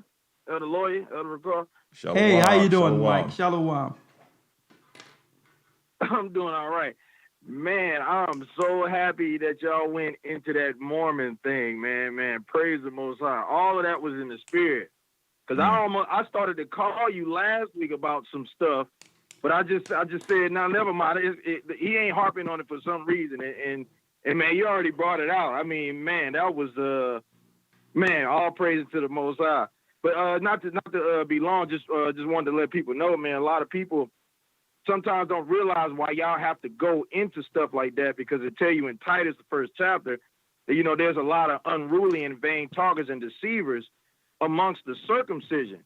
Yeah. And what a lot of people don't know is that a lot of these doctrines are, some of these people have actually used to follow the church, and because of some offense or something, they didn't want to bring it forth, and now it caused them to leave, and then all of a sudden now they start teaching these weird doctrines. Like, I know, I mean, I ain't gonna say who it was. One brother came or was offended for some reason, started coming out saying that 144,000 is some bugs. Yeah, I remember that. All because they just didn't want to deal with no offenses. Yeah. Right. Yeah, but it's like this though. I could have been brought that out as far as I've been at. I taught this on the street since against the when Mormons used to come up to our speakings. I used to teach out of the Mormon books and whip them up the street with their own book. Like go up the street, get on a plane back to Utah, young man. You're in the wrong sphere right now. I know your book. I know that your Joseph Smith is the devil. Okay, go up the street. I would just have my Bible next to the Mormon book and go through all of it and just rip them apart. I'm like, this is how you think about black people? Go up the street somewhere. Right. All right, because this is how you really think. You are a serpent, because you're not going to come right out and teach that you believe black people and the way we look is a curse from God. And see, our people easily offended. You understand? It's a shame, because the Bible tell you a wise man love reproof. And sometimes when you correct our people, pride won't allow them to take the correction. The devil will set in to where they'll become an enemy of someone who's always fought for them and have always loved them. Right. And I'm gonna tell you, here's an example. Last night, Mike Allah, I was looking at that video, Mitri Down. And man, something just overcame me, because when I seen that Mitri Down video by Quadam, I looked at it like 2-3 in the morning, and those brothers that were in it, I'm like, man, these are some gifted brothers. And I'm looking at it, and I'm looking at that video and the impact it can have on the youth and all that. And I'm looking at it, and I'm like, man, what beautiful, gifted brothers of the children of Israel. And then to look back at it and see all the other things and see that people, and it says by and by people are offended and all these other things. And I think what people forget, and I'm not just talking about that, everything else, where brothers start going off and doing their own thing, that the only reason we started this and continue in it is our love that have always continued for them.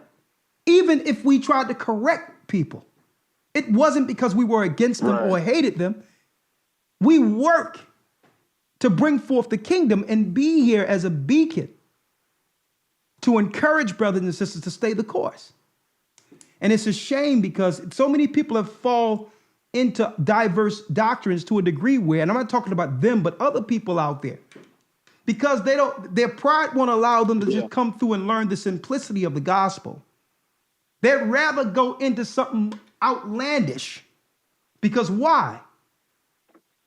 If they don't go into something outlandish and they hold true to what we've been teaching and acknowledge that the teaching is correct, then they Then if you're not around anymore, then it comes to question, if you know it's true, why aren't you out there on the front line fighting with your brothers and sisters? So they have to find a doctrinal point to disagree with, to say it was a lie the whole time, to justify them turning away. And the Bible talks about that. Because their conscience won't allow them to leave unless they can agree that the whole thing was wrong anyway. But I'm gonna tell you something about the staying power. Even till this day, we stand unwavered with the same doctrine we've been teaching since the Most High gave us the understanding. And we're still here. God. And see, and that should be a sign for brothers that this is not just about some talk or belief. That the Most High Spirit is in this ministry to help. We don't have everything, but we're doing our part. And it should be counted for something. And that should be counted for something. That brothers can see, brothers, they know that we don't just believe, we know that the Most High have given us the understanding and the truth we're teaching. And it's become, let me tell you, it's become a strength for so many other people to know that regardless of what they go through, there's still some people out there standing on Christ. I just wanted to put that out there. And now to a degree where people, what's going on with our people when we fall back into believing that the Book of Mormon is a valid book for God's people? I mean, how far back would, are you kidding me? I was 25 years ago. We knew that was a clown book. I'm going to push you on hold. All right. Thank you, brother. We'll talk soon. And yeah, I'm working on volume 2 of Music with a Purpose now. So, all right. So I'm going to talk to you about that soon. I'm working on it now. We have a lot of songs, young man. Okay. That's Micah Allah. He's the one. You seen the video we put up on Make a Nation Like Abraham? I didn't see it yet. I got to check it out. Yeah, Make a Nation. Yeah, Make a Nation. Nate remixed it. Nathaniel, the brother in England, he remixed it, and he did a sing-along video, Make a Nation Like Abraham. It's on Truth Genre. Oh, okay. Check it out, all right? He's Mike Allah. He does the majority of the music, or almost all of the music you hear for the Music with the Purpose album. We'll talk soon. I'm gonna call you up. I did some preludes today, but yeah, I'm working on the volume 2 now. All right. Okay, cool. All right, Shalom. Jacob's Crying is coming soon. All right. That's the joint right there. Oh yeah, it's coming soon. Yeah, Jacob Crying. I need that. I need that one. It's coming soon. All right, 843 going down the line. Shalom. Hey, what's going on, brother? Shalom. Shalom. Hello? Can you hear? Yes, we here. Oh, okay, man. Man, wonderful work you guys doing. All praise to the Most High. At work yesterday, this goes with the end of the lesson when you was talking about how the Egyptians and all of them, they know who we are. Yeah. Yesterday I worked with a brother from the Congo, and it's just me and him. We the only 2 brothers on the line out of like 21 people. And going into work yesterday, I ran into him on our way to the gowning room, and I told him, I said, hey, I'm only telling you this, but I'm leaving. I'm going to another shift starting Sunday. I'll be going to daytime. Okay. And so the brother looked at me and he said, oh man. He said, man, now I don't know how I'm gonna make it. And I looked at him, I was like, what you mean? He said, man, the only reason that, I have the energy and that, I feel like I can make it through the shift is because I know you're here. So I was like, whoa. I said, okay. In my head, I'm like, man, yeah, that's that light. That made me feel good. yeah, that made me feel good, and that's when it hit me. I said, man, I wonder if this brother knows, because he's 26 and he's been in the States for maybe about 4 or 5 years. And I was like, man, I wonder if this brother knows, you know, if he knows the truth about us over here. And so, Elder, I lied to you not, man. I was on the floor, and I started to go holler at him about it. And I said, you know what? Nah, I'm gonna just wait. I'm gonna wait till. Okay, you got to speed it up, brother, because there's a lot of people behind you. So let's get to it. What happened? Yeah. So I end up running into him going on break, and I asked him. I said, hey, you from the Congo, right? He said, yeah. I said, you Hebrew? He said, no. He said, I'm not Hebrew. I said, oh, okay. I said, do you know about us over here? What do they say about us over here? He said, we learned that in school. He said, all the slaves that were taken to the territories of the white man, he said, those are the Hebrews. He said, we learned that in school coming up. And I was like, whoa. That's big. So what? Yeah, so this is what you need. I had to call my. Okay, we can't. We got other people behind you. Okay, but thanks. That's some good information. What I need you to do is, if you can, take your phone out and give that testimony of what they taught in the school, and we'll put it up. Okay. Yeah, that's what I was going to tell you. I'm gonna reach back out to the brother and okay, and talk to him some more. Okay. Yep. Well, thank you, brother. All right. Hey, appreciate it, brother. All right. Thank you for your testimony. Yeah, they know. See, they know in the old world. They won't tell you that in the new world, but the whole old world knows. Who we have next here? 214 area code. Shalom. Shalom, Elder. Shalom. You're live with the Gathering of Christ Church. We're going down the line. Praises to the Most High. I just kind of want to reiterate what the last brother was saying. I was just wondering, it's amazing how he just said that, because I know with us being in servitude in Egypt, I know that they teach that history. They have to teach the history of Egypt, as well as the quote-unquote Americas teach us the histories of America. So it was just amazing to me that he stated that, because I'm sure, and when you were saying that brother was telling you don't forget about him, I'm definitely sure that they know who we are. And it's just amazing to know that. It's just a reassurance. You know, it's I guess it's comforting, I guess I should say, to know that the awareness of it. You understand what I'm saying? Absolutely. Because it's just, I don't know exactly how to explain. Excuse me, I'm sorry, talk to the children. I don't know exactly how to explain exactly what I'm saying, but I guess it's just overall a reassurance of who we are, just knowing that they have been taught about who we are as a people, and it's very much appreciated.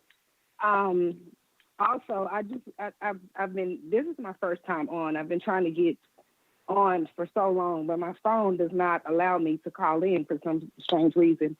And I'm not going to be long-winded, Elder, because I don't want you to cut me off. But I just asked my son, let me use your phone and see if your phone allows me to come in. So that I'm grateful for.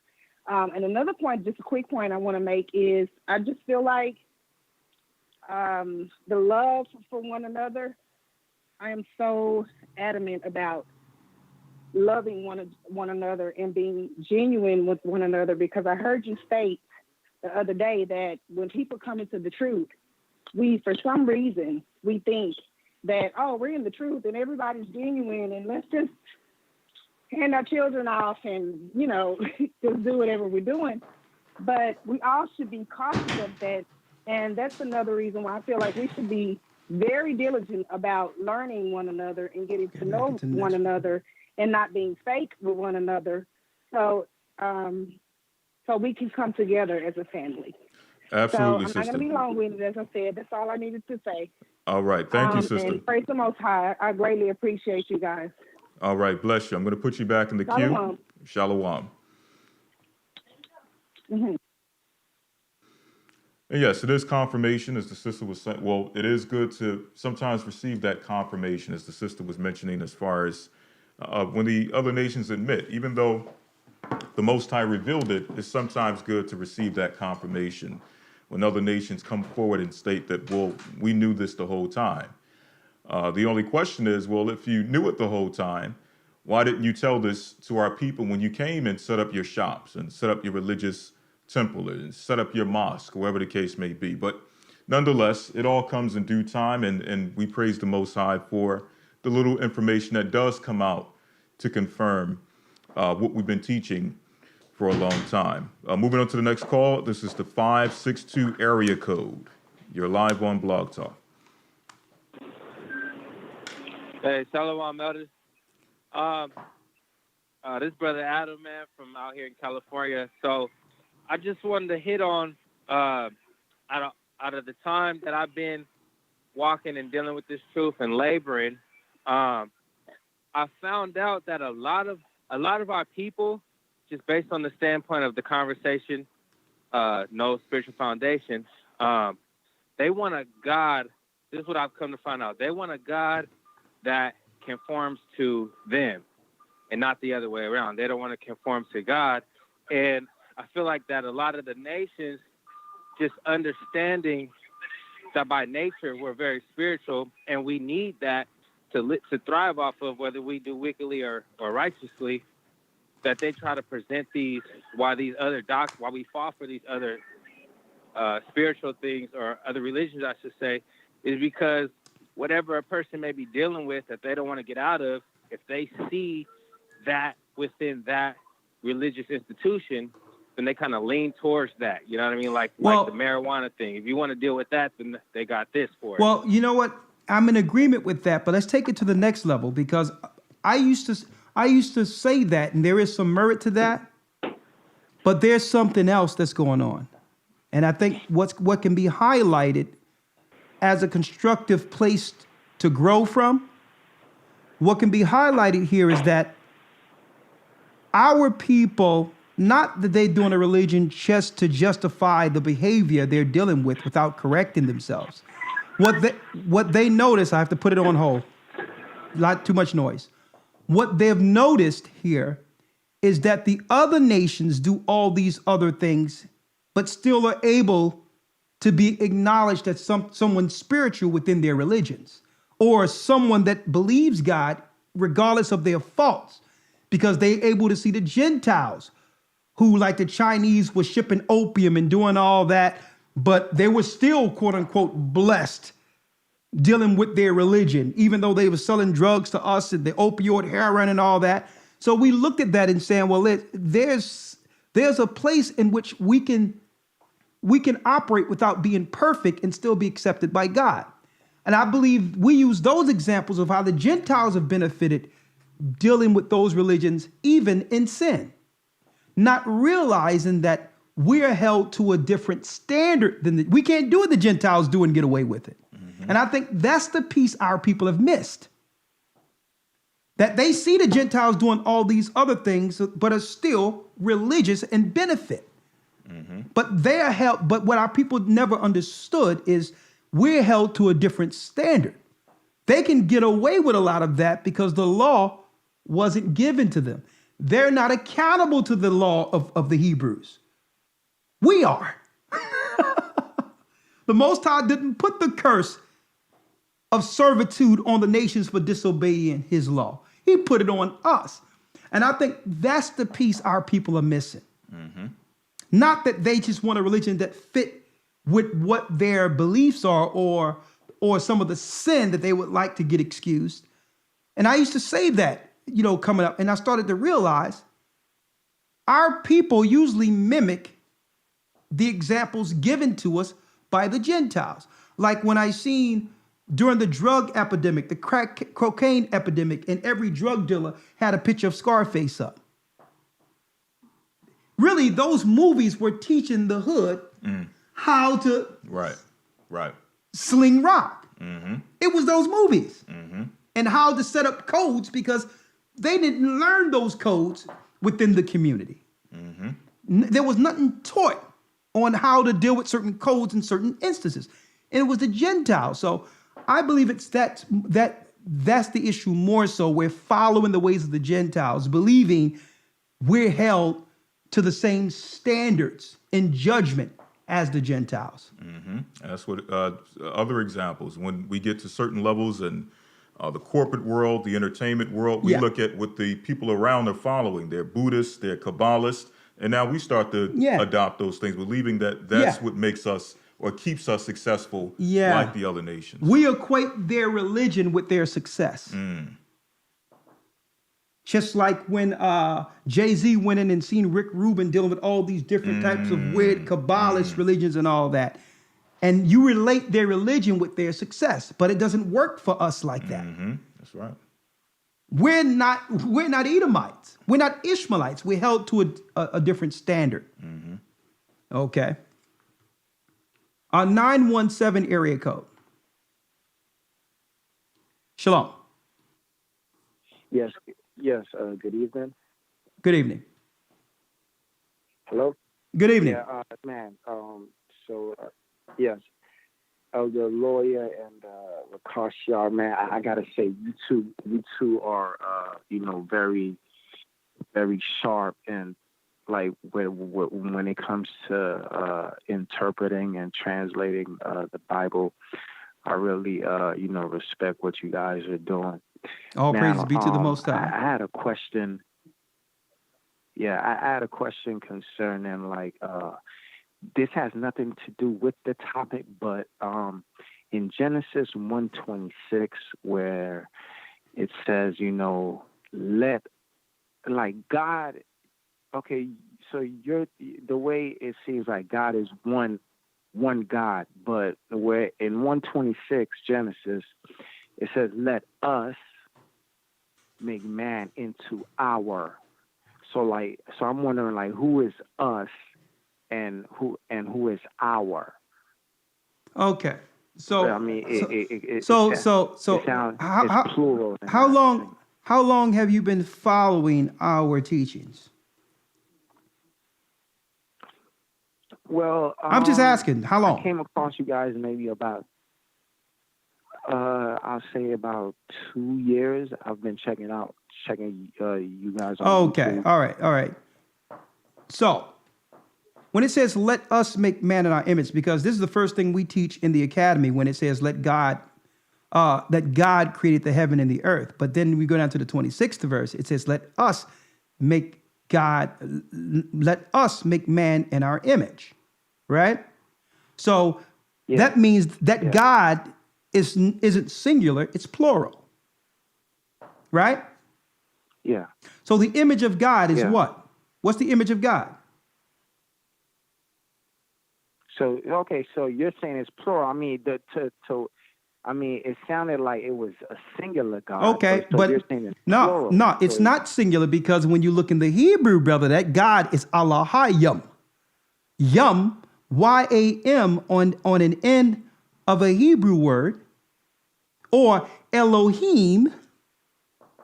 When you hear him or al-aliyum on the end of a Hebrew word, it's like putting an S behind a singular. So in the English, it says God created the heaven and earth. But in the Hebrew, it says gods created the heaven and earth. Now, when you want to know what gods, it tell you the image of God. What's the image of God? When you go into, get Genesis 5:1 real quick. Genesis chapter 5, verse number 1. Read. This is the book of the generations of Adam, and the day that God created man, in the likeness of God made he him. Male and female created he them. So we know the image of God in the beginning let us make man in our image, he pulled female out of male, right? So if you want to know who's the us, Paul spoke of this in the epistles, stating the Godhead as the first family. Let's get it real quick. Read it. For the invisible things. Romans chapter 1, verse number 20. Come on. For the invisible things of him from the creation of the world. From the creation of the world. Are clearly seen. So we can clearly see who created in the beginning, the invisible. We can clearly see them. Being understood by the things that are made. Being understood by what was created. Male and female created he them. Read. Even his eternal power and Godhead. Even his eternal power and Godhead. So when it says, let us make man in our image, that's the Godhead, the first family. That's the us. Okay. Now let's go to 1 John 5 and 7.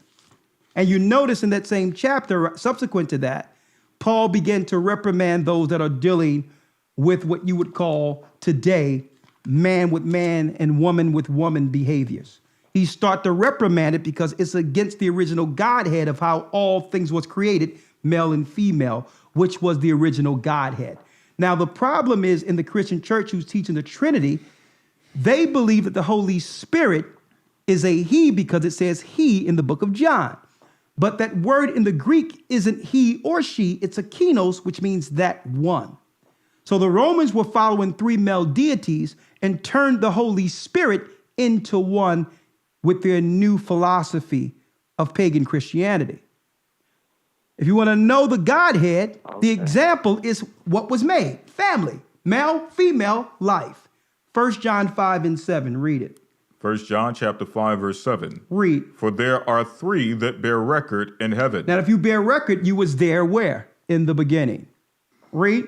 The Father, the Word, and the Holy Spirit. And the Holy Spirit. That's the Godhead, the first family. That's the God in Genesis 1 and 1. In the beginning, the Elohim created the heaven and the earth. Got it? Okay. Man, yeah, so like I say, man, you guys, are pretty sharp when it comes to to the Bible, and definitely I'm looking forward to registering in the academy. Man, so I can learn some, brother, let me tell you, because I hear Elder Lawyer saying he teaches Hebrew. Brother, I'd definitely like to learn some. I'm telling you now, this have been the most in-depth, historically sound precept academy to date. It have never been this in-depth. I mean, it's to a degree where I believe the Most High is having us drop everything we have to drop, knowing that soon they're going to close the doors where none of this will be allowed. That's how much information is coming out. Yeah. Like I said, I got a library here, and I'm opening. I am opening the spiritual clip. I'm not going to have anything left in these academies. And don't forget that, like lawyers say, we're constructing new lessons from week to week, and then putting them out that way. So that's all I have to say. I'm going to put you on hold, brother. History Times. Go to historytimes.org, brother. It's only $50 to get in for a month. Try it and see. Try it, hey, and see what happens. All right? Well, all right. All right, okay. And I want to say this, right? Someone sent me a video where there was a brother who put our name in a title. Now, I'm not going to put the brother's name out there because I guess he wants to get recognized using the work of the Gathering of Christ Church, and I guess that's what he did it for. Someone sent me a video in which earlier I seen this where a brother showed a video of a bunch of encyclopedias. And he said, and it says, encyclopedias that was meant for the GOCC. And he put on the video, Elder Lawyer, a sister contacted me and sent me these encyclopedias because he tried to reach out to the Gathering of Christ Church and couldn't get a response like she wanted to. And eventually sent the encyclopedias to me, right? Now, before I do anything, right, we have encyclopedias here, Jewish encyclopedias, right? And I didn't know a sister was trying to give us encyclopedias. I apologize for not getting back with her in a timely manner to a degree. And I'm glad the brother was able to get the encyclopedias. But I'm dealing with Elder Lawyer, the spirit behind why he put that video up, to say, listen, since they didn't get it, she sent it to me. And to put that out there like that was deep in itself. Why? Because the Bible says, thou shalt not covet what is thy neighbor's. And sometimes people are being tested out there. I don't know how many times someone called me about something about IUIC or another group to try to give me something or anything where the Bible tell you the gift spoileth the heart. First of all, if I intended to give it to someone, I would have never given it to someone else. But she didn't know any better.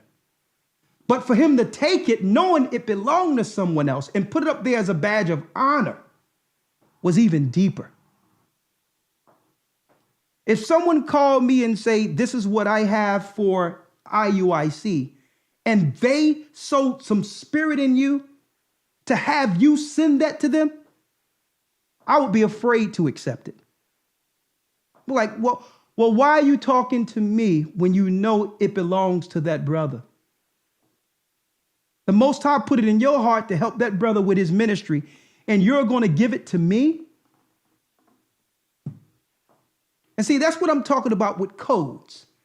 He thought he would put that as a badge of honor, that he was respected enough to receive something that should have been given to the gathering of Christ Church. And I just shook my head because I have the same encyclopedias right there. And I'm glad the brother got it, but he didn't have to tell anyone. And I'm putting it out there, folks. It's a shame. And I'm looking at the video and I'm like, why would he do that? Because he's young. That's why. He don't understand when the Lord says, thou shalt not covet what is thy neighbor's. I would have told that sister, if you want to learn under this church, the doors are open. That's what I'm here for. But I refuse to accept you sending me someone else's property. If it belongs to those brothers and the Lord, and believe me, many people from different groups and all that, I've had scenarios like that where people said this and that and the other and wanted, I'm like, no. Give it to, that belongs to them. What do I look like accepting something you just told me belonged to someone else and claim that, and then claim that I'm serving the living God who teaches us in the 10 Commandments, thou shalt not covet. What we are missing amongst our people is honor. Honor. It's dishonorable. And see, I don't blame her because she didn't even know any better. But if you out there teaching, you're in a position of authority and people trust, they trust that you're going to do the righteous scenario, that if they're wrong, you'll correct them, even if it means not accepting something.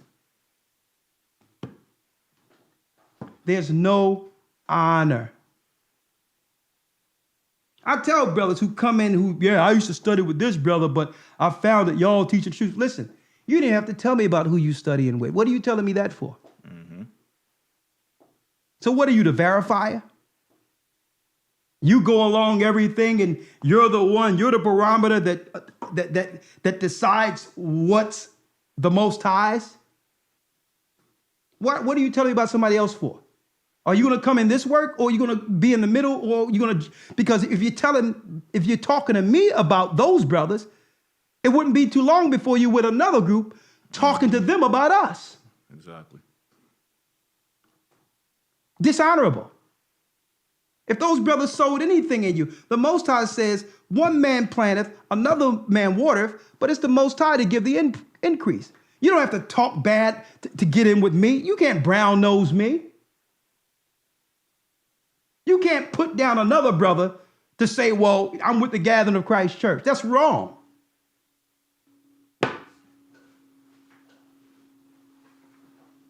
I just wanted to put that out there going into this thing today. A nation without a spiritual foundation. That's all I have to say about that. Why would you put our name in a title saying, look what I got? It should have been the Gathering of Christ Churches because the sister couldn't get in contact with them. It was sent to me. Boy, I must be the man. A joke. Last call. I got 2 more calls. 574. I only got 1 more call. 574, last call. Shalom. How you doing, Elder Ricard? I'm blessed by the Most High. How you doing, Elder Lawyer? Shalom. I think as far as the spirituality thing, our people are stuck on the mammon kick that we've been given, you know, with oppression and everything. As far as, you know, us being oppressed, and we're willing to get whatever is out there. And right now is a money situation, and our people are willing to do whatever it takes, and our mammon has become our spirituality. Yeah, I can see that. But the Bible says, the Bible says you can't serve the Most High in mammon. So Christ have now drew a line in the sand. Because what happens? Because the system is they're about to take away the money. They're going to institute the mark of the beast. And what side will you choose at that time? But go on, last point. Right. As far as, you know, we know knowledge puffeth up. So when I first came into the truth, I had to accept all my wrongs, all my sins, put them before my face like King David. And then 1 Corinthians 4-6, you know, I basically I have to get with that on a daily basis to know where I come from, to know where I want to end up, and that's in the kingdom. Okay. All praise be to the Most High, brother. And just come with us. Sir. There's a lot of work. Hey, the harvest is plenteous, but the labors are few. Brother, you're needed for this kingdom. Right. Let's work. Men's going God's way. And we're going to talk about that next week, how you can actually help stand up as a young man and bring forth this kingdom. And anything we have, I'm willing to sow in you, brother. Whatever that is, because it belongs to you. I've talked to you before. Okay, it belongs to you. I've talked to you before. I'm still on house arrest, so, you know, as soon as I get off, I'm straight to Chicago. Oh man, they're putting out your business. It's okay, brother. You'll be released soon. All right, shalom. All right, all praises. Hey, we all on house arrest. It's called Babylon. Let's see here. We only have 1 more call, and then I'm gonna let the elders say their piece. Who this? What? 336 area code. Shalom. We need to do cocaine. Okay. Oh, cocaine. Well, Lord have mercy. What's going on there? Is a party? 340. Lord, what's the name of the title of this video again? Shalom. 340. Last call.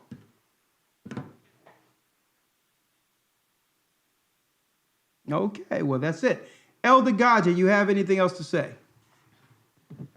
No, man, that's the man. Beautiful broadcast, and you know, I'm missing you guys, man. Just sitting here listening to the conversation, making me, you know, miss being around, you know. Oh man, you know we miss you, brother, but I'm working hard. We're gonna see you soon, brother. Believe me. Yeah, man. The most. Do what you got to do. I got to send you some information. I spoke to a brother today whose mother is over there in Jamaica, and she needs some proper herbs and all that for her kidney. So I spoke to her today. I'm going to send you the details. I'm going to have the brothers. We're going to have the brothers from the church in Jamaica go and see her and help her out. Okay, no problem. All right? Yeah, man, that's not a problem. Okay, brothers and sisters.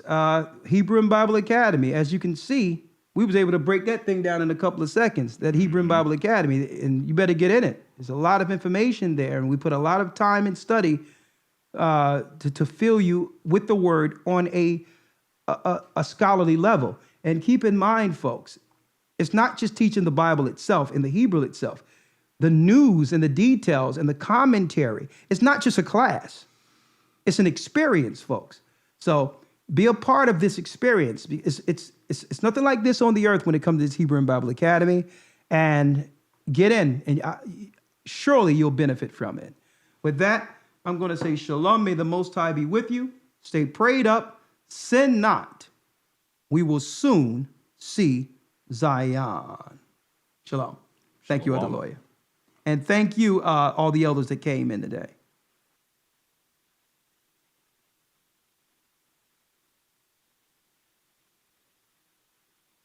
The Bible. Is it hard to understand? When it comes to reading the Bible, the first thing that comes to mind is the fact that this is the Word of God. The seals have been broken, and the truth is here. And when we go throughout the scriptures, when we go throughout extra biblical records, we find that the language that God employed, that He used to create the heavens and the earth, was the Hebrew language. Christ said, I came for the lost sheep of the house of Israel. But yet no one, no religious leader, no religious church out here anywhere can now identify the 12 tribes of Israel. Can we? God is quite simple, but it seems as if man makes understanding him hard. What are those mysteries? The truth of your book and the truth will make you free. The Hebrew Bible Academy, you're invited.